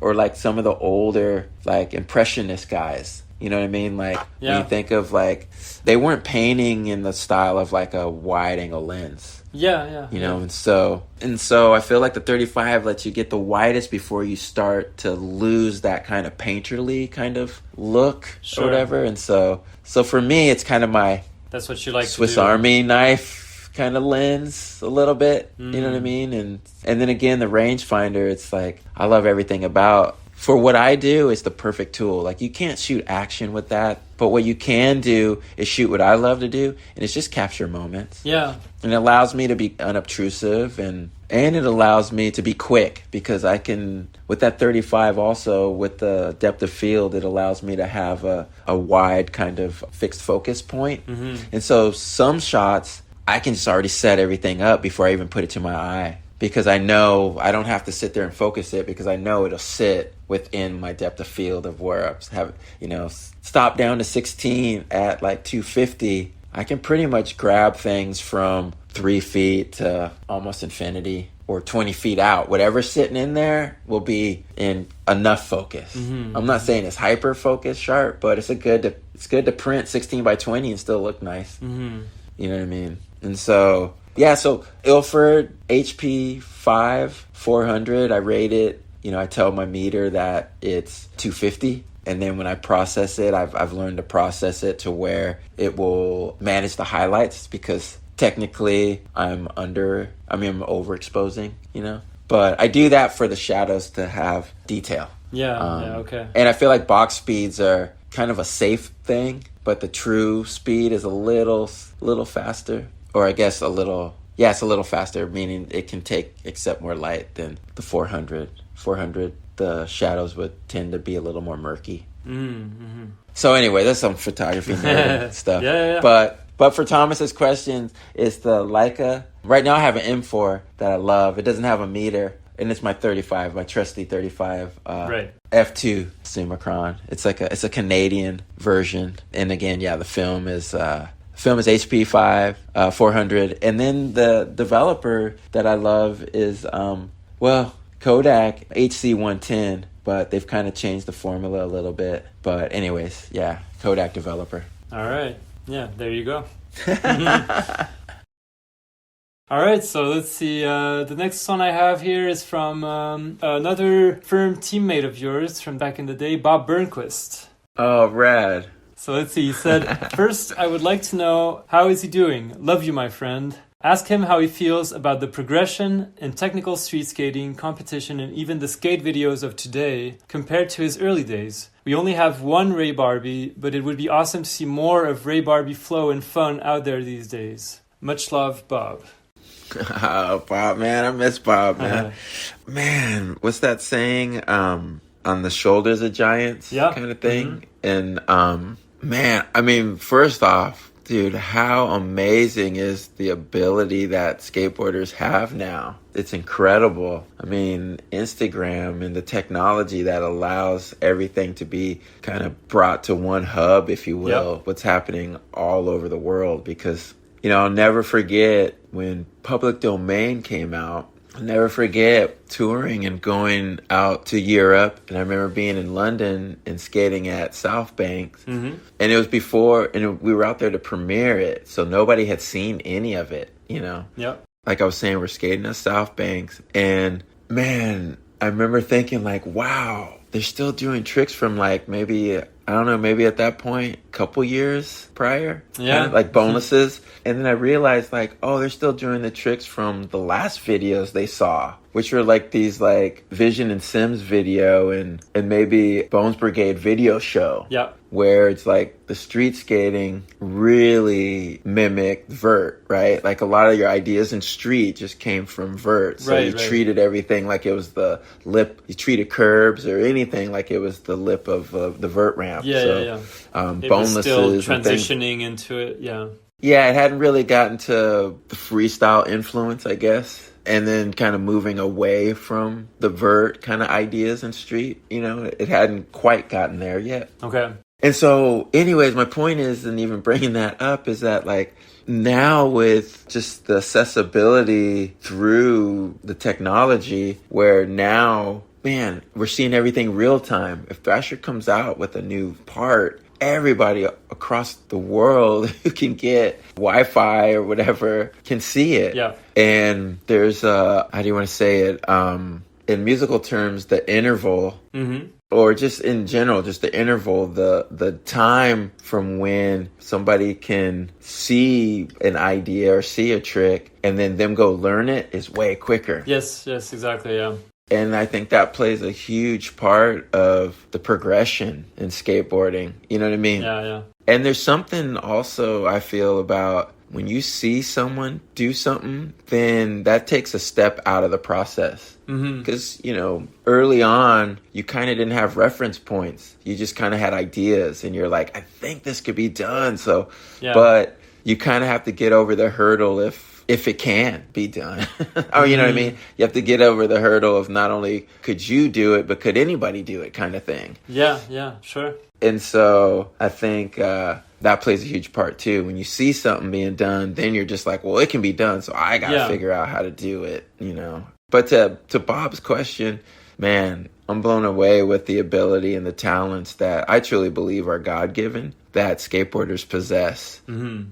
Yeah, it's so, Yeah. and unfortunately, I feel like because there's so many good, talented skateboarders, I think the ability kind of gets lost, and it becomes kind of like I saw something where a little kid on vert did like 3 the 900s? 900s. Yeah, I saw that. Yeah, you know what I mean? A few days ago. Yeah, I mean, crazy. think about how long it took Tony to learn it. And he did 3 in a row at like 10 years old. And then he just did 3 in a row, and I almost feel like people are yawning. Yeah, it's like, oh, whatever. It's like, okay.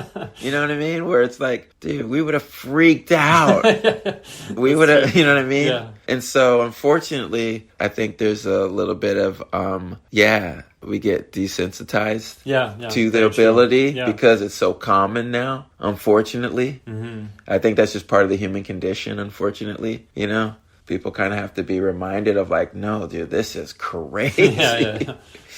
That's just a little side question from me, but do you pay attention a lot to what's coming out? I mean, do you watch a lot of what comes out on Thrasher or other websites? Do you pay attention to kids that are coming up and stuff? I mean, I know that you, for example, you recently traveled with Vans, so I'm sure you either know personally or have crossed paths with a lot of the people on Vans and stuff. And I was wondering if you consume skateboarding media, kind of, you know, do you watch the latest Thrasher thing and stuff like that? Yeah, I try to. Yeah. I mean, we were just watching the X Games just happened in Ventura. Right, yeah. And we were watching, when I say we, me and my son, Nolan, my oldest son, because he skates too. Oh, nice. Okay. And so it's been really interesting kind of seeing it through his eyes, you know, just kind of how he's perceiving it or... Totally, like perceiving it, his interests, like people that he digs, you know? Because you know how, like, YouTube's funny, right? Because now there's a whole kind of opportunities, if you will, for a lot of, critics. Oh, yeah. So you have like the gifted hater, right? Yeah. That dude. And so it's just funny to kind of see. I forget this other guy he was showing me too, where he wasn't as funny as the gifted hater, but it's just really interesting to see what they think skateboarding is and what it should be and how it should be presented and, you know. And so, yeah, I do. Again, yeah, thankfully I'm still able to be a part and be around and travel. Yeah. And that's what I'm saying, man, like just seeing that stuff live. Yeah. Well, especially the X Games or something like that must be wild. Yeah, or just being on tour or being on trips. Mm-hmm. You know what I mean? Van's trip to Hawaii, where it's with, you know, Rowan and Karen Caples and Elijah Burrow and Kyle Walker and some of the very best. You're just like, wow, you know. Dude, Elijah was on a tear, dude. Yeah, I'm not surprised. yeah, exactly. All of them. But yeah. So you said your son skates too? Is he aspiring to follow your path, kind of, and become pro one day, or is he just having fun with it? Okay. Yeah, just fun. Yeah. His main thing is playing bass. Oh, okay. He loves playing bass guitar. Yeah, he's gonna be 22 tomorrow. Oh wow. 4th of July. Nice. Oh, on 4th of July, even. Yeah, that's awesome. Yeah. Perfect. When he was younger, we used to tell him that the fireworks were all for him. Yeah. It's like, wow, every year. That's crazy. Yeah. This is all for you, dude. What an honor. All around the country. That's crazy. Yeah. All right, let's do this next one. Let's see. Hello, this is Monte Vallier with a question for Mr. Ray Barbee. Ray, you are a very stylish person with an effortless flow. Your skating flows, your music flows, your eye in photography, it just flows. So how do you deal with things in your life that go against the flow? Number 2, Ray, you're a heavy solo artist, but you're also a great collaborator. If you could be in the studio or just jam with any 3 musicians, living or not, who would they be and what would it be like? Yeah, Monty's throwing out the heavy question. Yeah. Cool question. I love Monty, man. Oh, man. You've been recording music with him and Thomas, right? For a long time, I believe. Yeah, and Tommy. Yeah, dude, Monty's the man. You talk about a talent. Oh man. For us, there's that saying, fifth Beatle for George Martin. Mm-hmm. Monty's our, for us, he's that member of the band that doesn't get on the credits for the band. Right, okay. Yeah.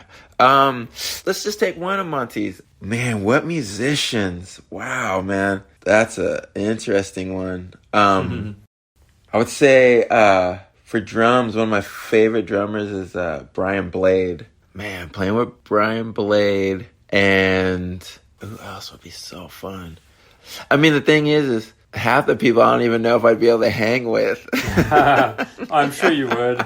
Come on. When I think of my dream scenario, I can't remember if he said they had to be living. No, yeah, he said living or not. Yeah. Oh, living or not. Yeah. Oh, wow. Man, I'd say Brian Blade. I'd say Wes Montgomery. Oh, yeah. Mm-hmm. Yeah, and then on keys, it'd be fun to play with Herbie in that setup, Herbie Hancock. Oh, yeah, right, okay. And then, man, for bass, Jaco Pastorius. And then put Coltrane in there for sax. And then me just hanging out, shooting photos. There you go. With my handheld recorder. Yeah. I would love to witness that. That would be sick. Right. It'd be cool to see what those guys would get into. Oh, yeah, definitely. I don't think I know, who did you say the drummer was? Brian Blade? Oh, yeah, Brian Blade. Brian Blade, I think, would be so interesting to play with those guys because he comes from that school, but he's modern, so... Okay. But, yeah, he's one of my favorite... I mean, I have so many favorite drummers, but I really love the way that he approaches what he does. Yeah, man, it's just... it's beautiful to watch, but obviously even better to hear, you know? Yeah. But he's just... Yeah. With drums and any instrument, any musician, it's all about their touch and their feel, right? Yeah. And their ideas. And yeah, man, I'm a big fan of his touch, his feel, and his ideas. All right, let's do this next one. Ray, what's up, man? Joe Gruber here. Hey, what an awesome honor to be able to be a part of this and to be invited as a guest to ask one question. As I was trying to narrow that down, it became increasingly more and more difficult. But there's a memory that you and I have talked about many times, and I think I tell the story better. Personally, I think that, but I would love for you to tell the story of when you and I got arrested and put in jail for skateboarding in Orange County. So there's some cool, fun nuances to that if you open up and share, I think people will enjoy the story. Love you, my friend. Yeah, he probably does tell it better. Yeah, it's funny. I'm trying to think. Wow, when was that? 94-ish? Is that the early firm days, I guess? Yeah, it was early firm days, yeah. Early 90s? 93, yeah, early 90s. Mm-hmm. We were skating out in Orange County, and there was a little parking garage that had a bunch of curbs, and so it kind of became the spot. And I want to say like maybe Heath Kirchard and Ronnie Krieger, and those guys that lived kind of right in that area. Okay. It's kind of by Santa Ana, it was Costa Mesa actually. But anyways, it become a bust. The owner, was just pretty much fed up. And so anyways, we show up. It was me and Joe Gruber and my buddy Greg Holt. Yeah, we cruised out there one evening to skate, and we were probably there for like 10 minutes, and the cop pulls up. And we knew we weren't going to just be able to just get a slap on the wrist, if you will. Yeah. Because the first thing he said was, "Do you guys see that sign right there?" And it was like, and we, we're not paying attention. He's like, "Go read that sign." We go over and we're like, "Yeah, it says no trespassing. Trespassers will be persecuted." Oh. And he's all,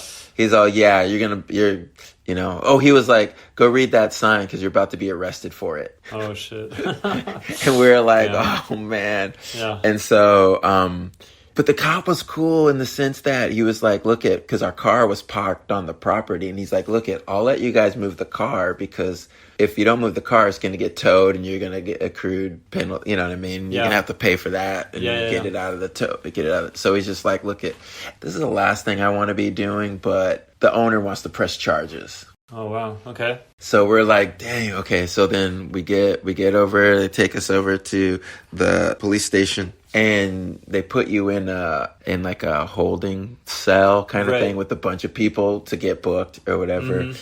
And so we're sitting in there and we're just like, and I know this is probably what Joe's talking about, but okay, so we're sitting in there and they take everything. They take your belt. And this is like the 90s early 90s where you're having like blind jeans, which are just, you have pants on where like the waist sizes are like 5 times probably bigger than your waist. So, you know, they're hanging on because of the belt, right? Oh, and you said they took your belts. Yeah, you take your belts, damn. right? So because you can't have any kind of... Oh, yeah. So you're sitting in there just holding your pants up, you know what I mean? Oh, damn. Okay. And so anyways, we go to get booked, or you know what I mean, fingerprint, take your mugshot or whatever. Yeah. And then back then it was that kind of that Tom Petty thing where instead of free falling, they would always say free balling. Okay.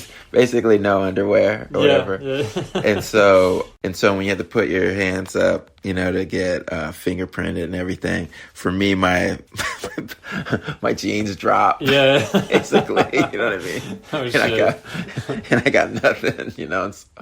And I'm sure that's probably one of the things Joe was talking about.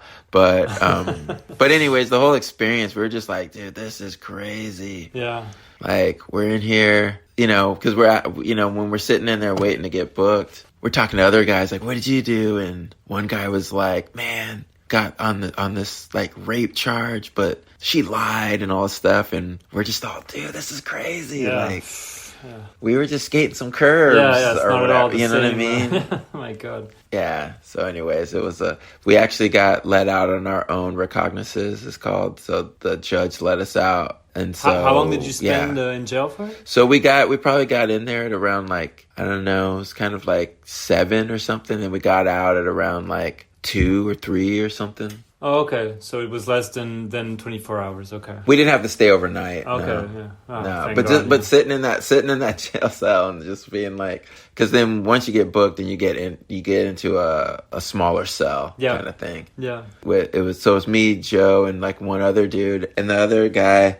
And there was a phone in there, right? Because you can try to post bail. You know, you can try to get someone to come bail. Yeah, sure. And I just remember there was a guy in there who was older than the crew he was with, so he had to go to jail where everybody else went to juvie. But he was like calling everybody's parents, being like, "Okay, I have some bad news. We are in," you know, these sob stories, trying to get money, you know, kind of thing.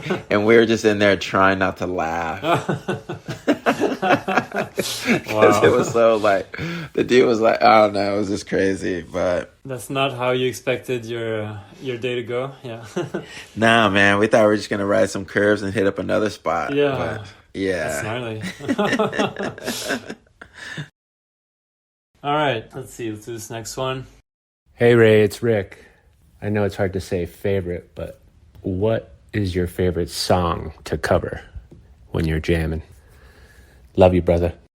Yeah, man. You know what's crazy is like I just always came from the school of just you're trying to create your own stuff. Sure.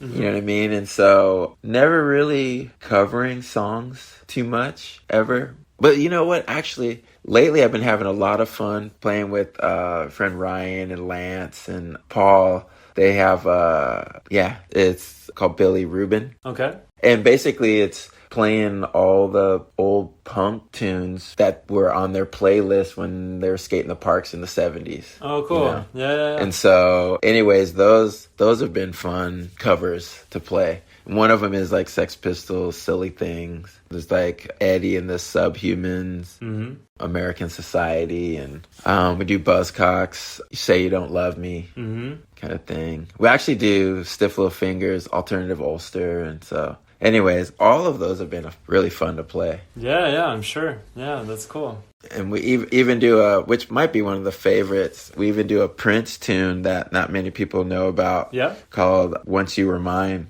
Once You Were Mine. Or when You Were Mine. When You Were Mine. Okay. It's a Prince tune, yeah, that fits in. Yeah, it's one that not too many people know. Yeah, I don't think I've heard this one. Okay. Mm-hmm. Yeah. Cool. Did you recognize who asked that question? It's hard with my system with the voice and stuff, but yeah, it was hard. It was Rick Howard. Oh, rad, dude! I just saw Rick. Oh yeah, cool. Yeah, at Lance's. Oh yeah, his 60th. So Lance celebrated his 60th. Yes. Yeah, he had a really cool exhibition. Okay, let's do a few more. Let's see. Hello, Quentin and Ray. Juan Casas here, Factory Mars, Newport Beach. My question for Mr. Barbee. Brother Ray, it's a two-parter. What was the first guitar you ever owned? And number two, what is the guitar that you no longer have and wish you had back? Ooh, that's a good one. First guitar was a beat-up Memphis Les Paul copy. Okay.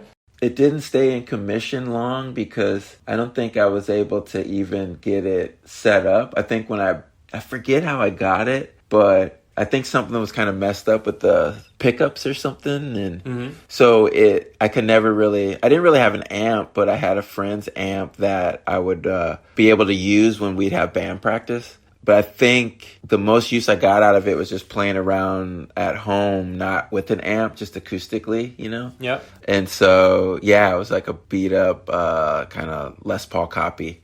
And then the guitar that I don't have that to this day I wish I never got rid of was I had a Gibson 335 that I got for an album that I did with my friends, the Matson 2, which was it was more in the kind of jazz zone of tones. Okay. And so, yeah, man, I want to get another one, but it's hard to justify. Yeah.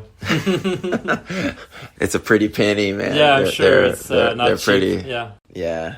I think I remember seeing that you were sponsored by Fender for a while. Did I get that right?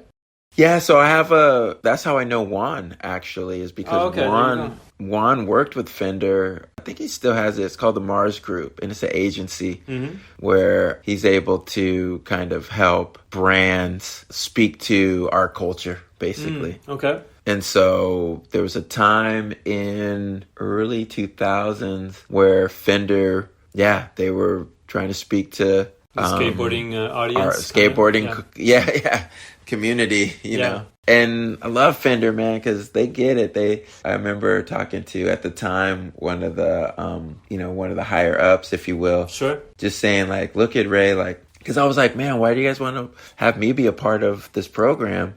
And he's like, look at Ray, like, because I was like, man, it's crazy because, you got Jimi Hendrix, the legacies. It's like, Stevie Ray Vaughan and Clapton, list goes on. And he's like, look at Ray, like, we want to show people that anyone can play. And I was like, okay, cool, I'll be a poster boy for anyone could play. But he was like, look at Ray, we realize the learning curve that it takes to ride a skateboard. A skateboarder is going to be more apt to stick with getting past the blisters and stick with it. The hardships of learning and just that steep learning curve, because a lot of people, on paper, it sounds fun, but then when they actually get those blisters, they're like, yeah, I'm cool. Yeah, exactly. Yeah. And so I was like, wow, okay, you get it, That combination of like, we want anyone to feel like they can play in general, but then in particular, realizing that a skateboarder is going to be more apt to stick with it to enjoy it. Mm-hmm.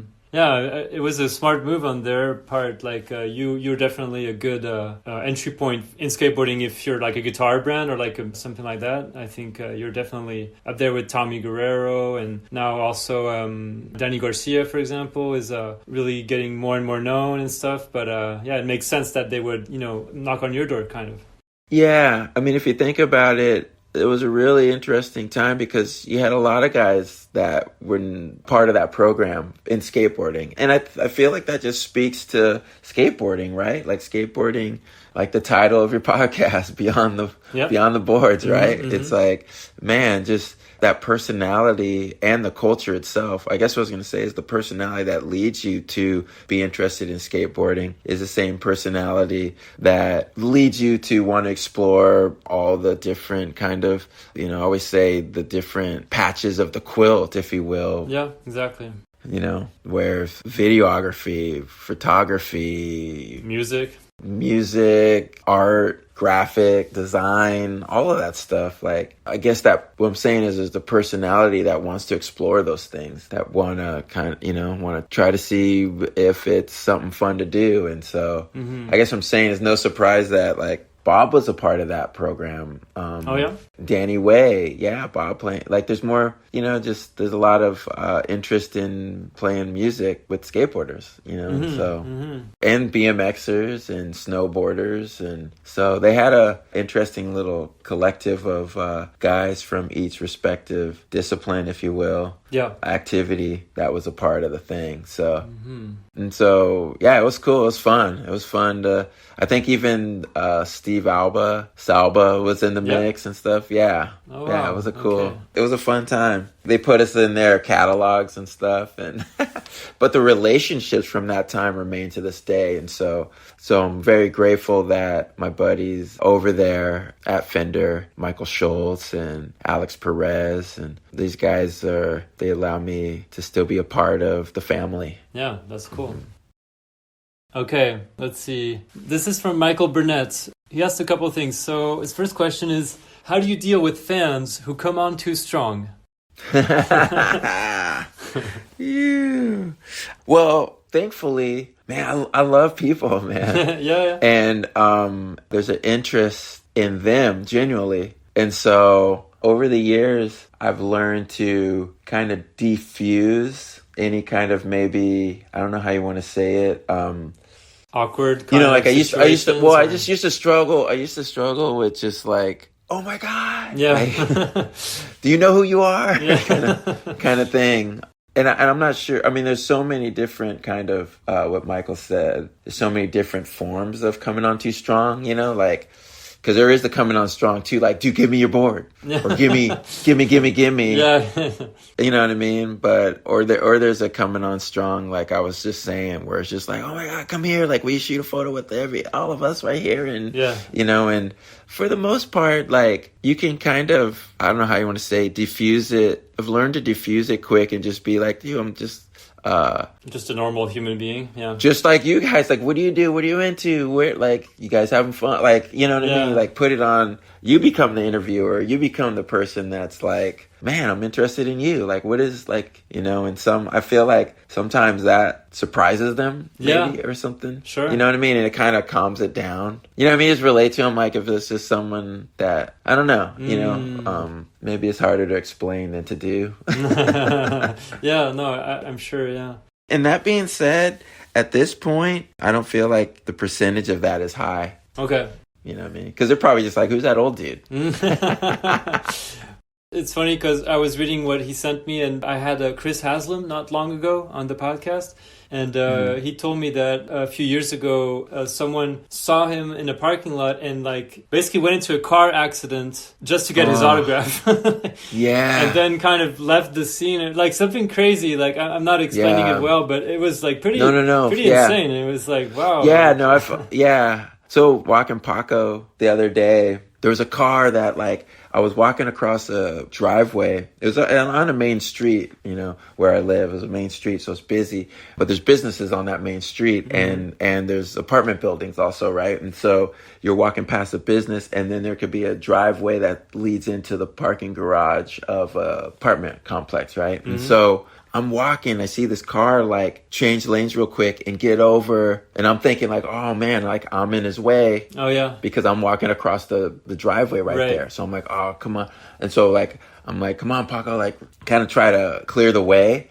And then he doesn't go in, he pulls over to the side, rolls down the window, he's like, hey, are you Ray Barbee? Mm-hmm. And he's like, man, I was skating with my friends over at Cherry, and they were saying that you have a little dog. And he was like, I saw a guy with a little dog and I saw the shoes. I was like, that's got to be him. Yeah.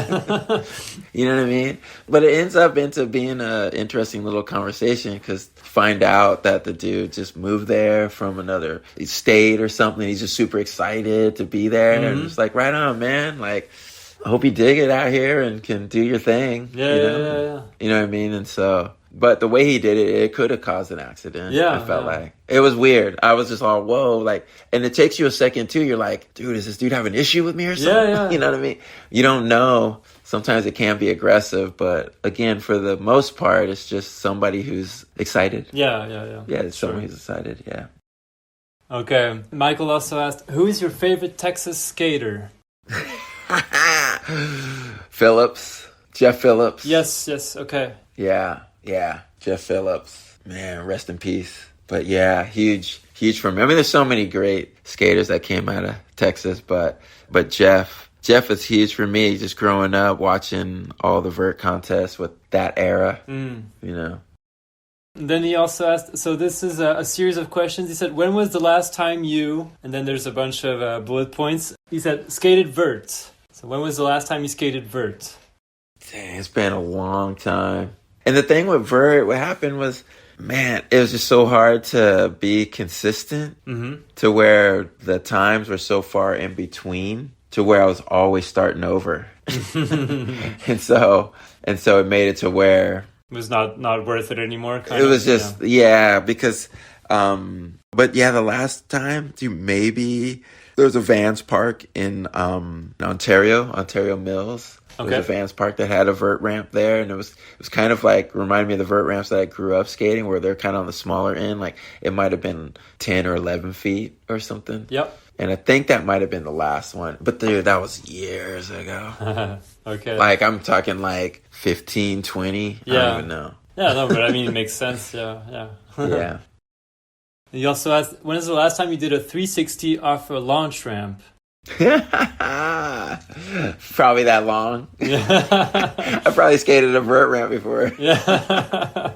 Yeah. Right now it's not grabbing. Right. You're trying to do it not grabbing. Not grabbing, yeah. Yeah. But what about eating at McDonald's? What was the last time you ate at McDonald's? Yeah, Mike. Oh, you know what? So I've been doing this keto thing for probably over a year now. And with the keto, it's, it's no carbs, very low sugar, okay. But yeah, before that, probably on a road trip or something, breakfast. I would do breakfast at McDonald's. Okay. I would do the whatever, like the biscuits and egg and bacon. And so that actually maybe a couple years ago or something, 2 years probably last time. He also asked, when is the last time you got in a mosh pit? Wow. Same thing. Well, I don't know. Probably 25 years. 25 years, yeah. Probably. Even longer, probably. Even longer. And last one is, when was the last time you tried out a new look fashion-wise? He always comes up with funny questions. Yeah. New look fashion-wise. I don't know. Maybe my last haircut? I don't know. Which was, I don't know, 4 months ago, 5 months ago now. Okay. I need another haircut, so we'll see. Maybe it's another time for something. The last question for Michael is, who is the most impressive skater you've ever seen in real life? It's probably a hard one to answer, but there's probably a bunch of people. But because they're so impressive, there's so many that I have to go by which one affected me and inspired me the most to do what I'm doing. And seeing Gon skate for the first time early, talking like 83, him and Jeff Kendall came out to the street contest out in San Jose. And like, speaking of the hippie jumps, the 360 back, 360 off the jump ramp, like the first time I saw that, it just, I was like, man, like, at that point, I had kind of moved on from skating vert and riding street more because I had broken my wrist skating vert. And then, and while I had my cast, I couldn't skate vert. And it was kind of during that time that I got excited about street. And then from there, I was just, a sponge to everything happening in street. And And we already saw Mark in the magazines, but when he showed up and just seeing like how he skated street, that like blew you away. Yeah, that was just huge because it affirmed like, this is what I want to do. You know what I mean? It's like, yeah, man, you know. And then shortly after that, going out to Sacto and skating with Randy Smith and Ricky Windsor and those guys. And so it was just like, yeah, for me, that was probably the biggest effect on my skateboarding ever. But I can trace it back to being blown away by watching Mark skate. Whenever you see people skate stuff that you're skating, because it's one thing to see stuff, especially now, right? Like, you know, when you're looking at stuff on social media or whatever, and you're like, wow, but you don't get a sense of scale. You don't get a sense of any of it, the texture, and the, you know, like how sketchy you know what I mean? The surface is and that stuff. But when you're there you're riding that stuff, and then somebody else comes and does something 100 times crazier than, I mean, I guess the fact that they were out there riding the same stuff we were riding, and they were doing that, and we were doing what we were doing, that was like, whoa, you know. You could relate to what he was doing, kind of, yeah. Yeah, I understood how amazing it was that they were able to do that. You know what I mean? Okay, let's see. This one is from Neil Blender. Wow. He said, "Hi, Ray. How do you feel about Elliot Easton's guitar work in the Cars?" Oh, dude, I love the Cars. And he's a lefty, Elliot Easton. But anyways... You're not, aren't you? I don't think so. No. Right. And the only reason I say he's a lefty is because to me, that always stood out when guys stand on the bandstand. Like when they're standing on the stage, if you will.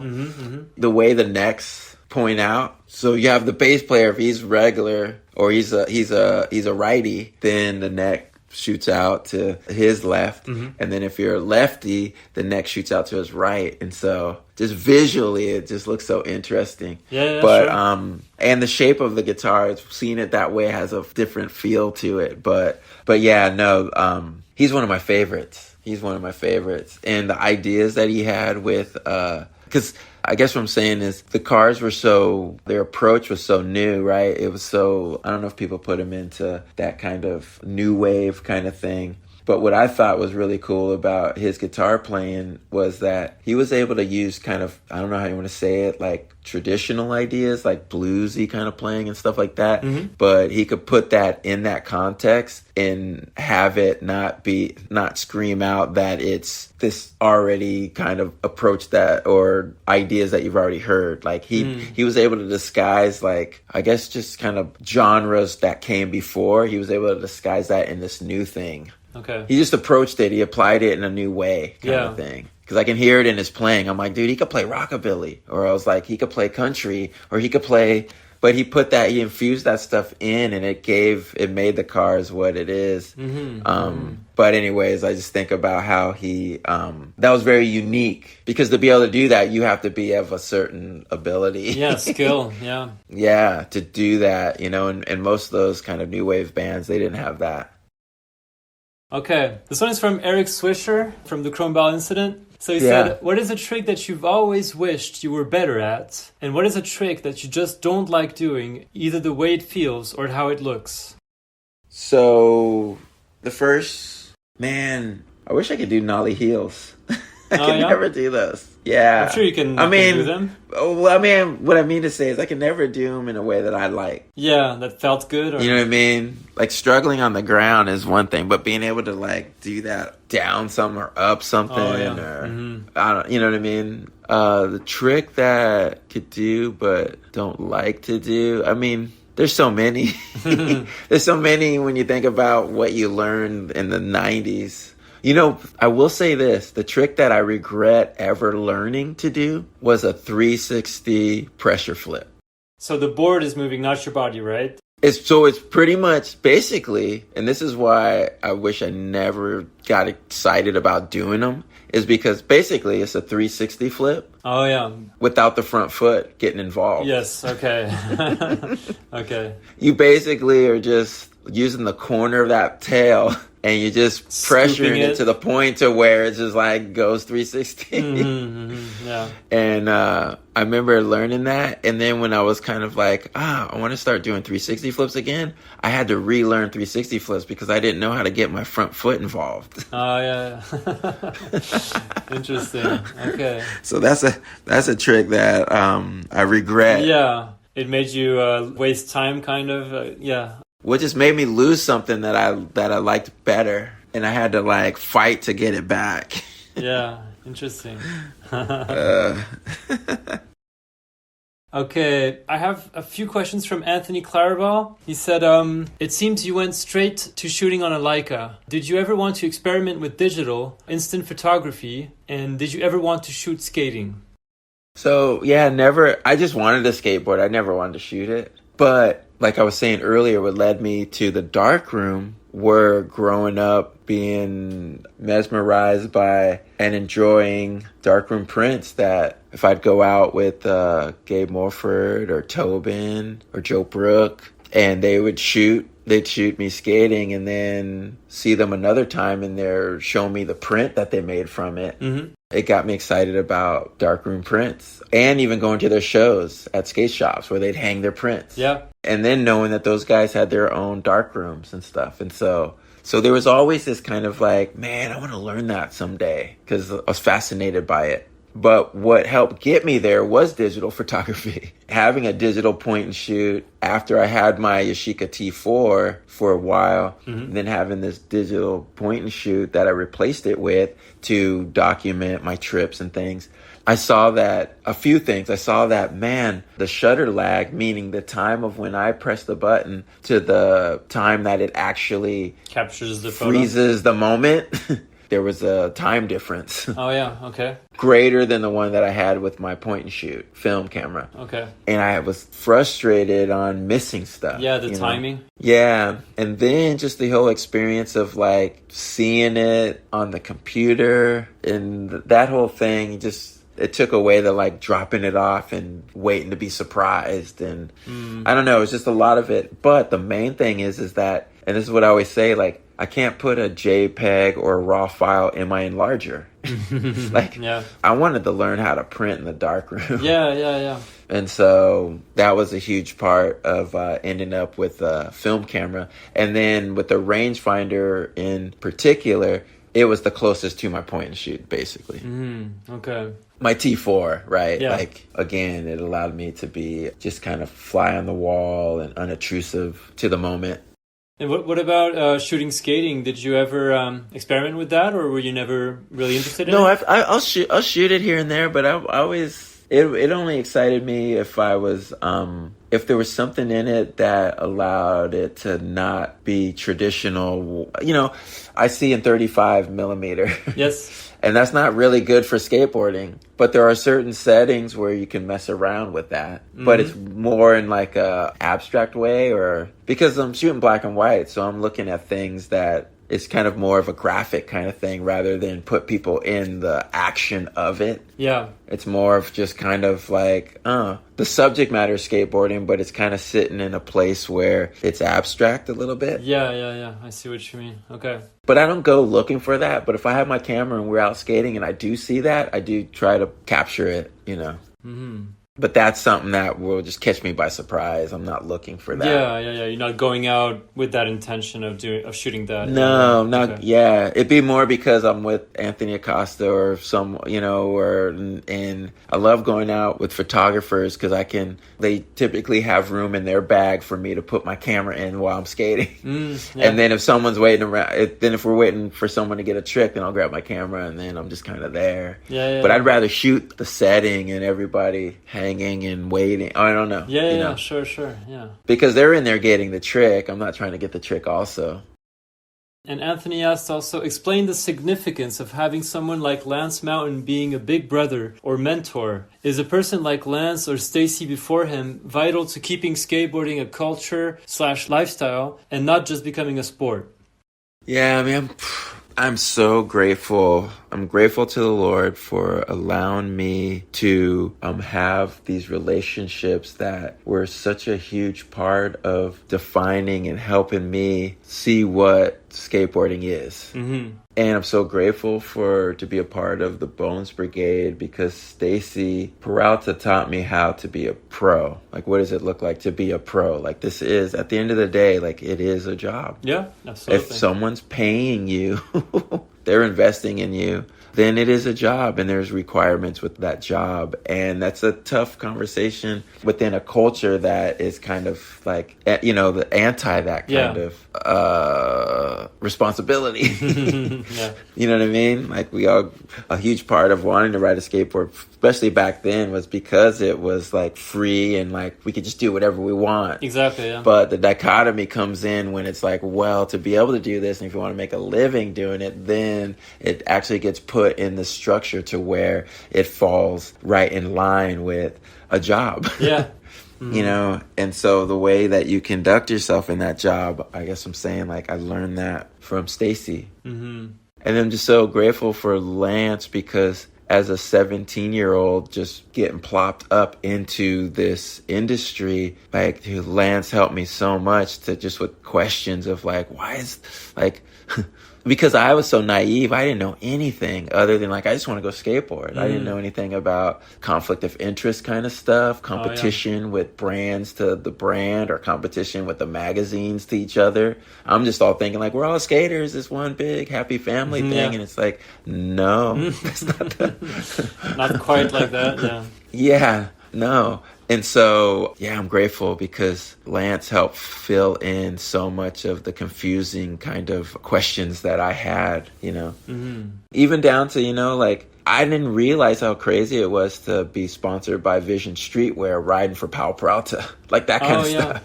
I remember you mentioned this somewhere where they cut off the Vision logos on your shoes or something, right? In the Powell video? Yeah. Well, yeah, we were doing, it was an ad, it was a shoot for an ad, and they'd always have the stuff for us to wear, right? And so when I took off my shoes, which I had Vision Streetwear, right, when I got them back, all the labels were gone, you know? But no one's saying anything. Yeah, they didn't even ask you if they could or whatever, they just did it. No one's saying it. No one's saying anything.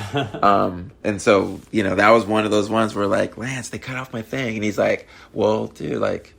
it's the competitor. Yeah, exactly. Like, yeah. I mean, and when I think about it, I'm grateful they could have just been like, no, Ray, you can't wear those shoes. Yeah, that's true. You know what I mean? They could have asked though, but yeah, I mean, they could have just told you like, hey, Ray, maybe we should have just take off these things. Like the fact that they didn't warn you sounds a little strange from the outside, but. Yeah, I mean, I'm sure that you're trying to manage these skaters, right? And it's like, yeah. So anyways, when I think about, you know, sometimes I look at, it's funny because, you know, when Stacy was working on Bones Brigade autobiography, right? Yeah. I think that's what it's called. And we all went in to film interviews, and it was like the first time I'd seen him in a long time. And so he was asking me like, Ray, what are you doing? And I was telling him how I was, you know, still skating and playing music and doing photography and stuff. And he's like, I remember him saying, he's like, Ray, do you realize like all you guys are still around? And I'm like, man, it's because of you, Stacy. Not only like what you did and how you presented us and just the mark that made in skateboarding, but what you taught us. Yeah. You know what I mean? Yeah, you carried those lessons throughout your lives and careers, and yeah. Yeah, because, you know, you'll see brands where you see skaters and it's just like, man, like you could tell like they need someone to help speak into them because this is an opportunity for them, or they're seeing it. They're just on their own. Yeah. And so when they're just on their own like that, then it's unfortunate because then they don't really see the importance of the opportunities. You know what I mean? And so I'm just very grateful. Yeah. Well, we can wrap it up with the last question from Lance Mountain. So he said, what has been the most meaningful aspect or opportunity that has come from having a professional skateboard career? Man, the relationships, man. The relationships. And I truly believe, like, I just come from the school, and I truly believe, like, that it's all received, nothing achieved. It's God's grace that's given me favor and allowed me to have these relationships. and I don't take it for granted and feel so spoiled because of an ability that he's given me to learn some tricks, and for that to somehow have some kind of ability to create an emotional connection with people. And from that, they're so open to me. It's crazy. Yeah, it is. It really is, you know, and I'm just, so grateful.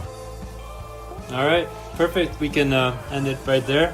Thank you so much, Ray. This was a pleasure, and keep killing it in everything you do. You too, my man. That's it for my conversation with Ray. Follow him on Instagram at r.barbee, B-A-R-B-E-E. Go watch and rewatch some of his iconic video parts and treat yourself to his beautiful music. Thank you for tuning in. See you soon for a new episode of Beyond Boards.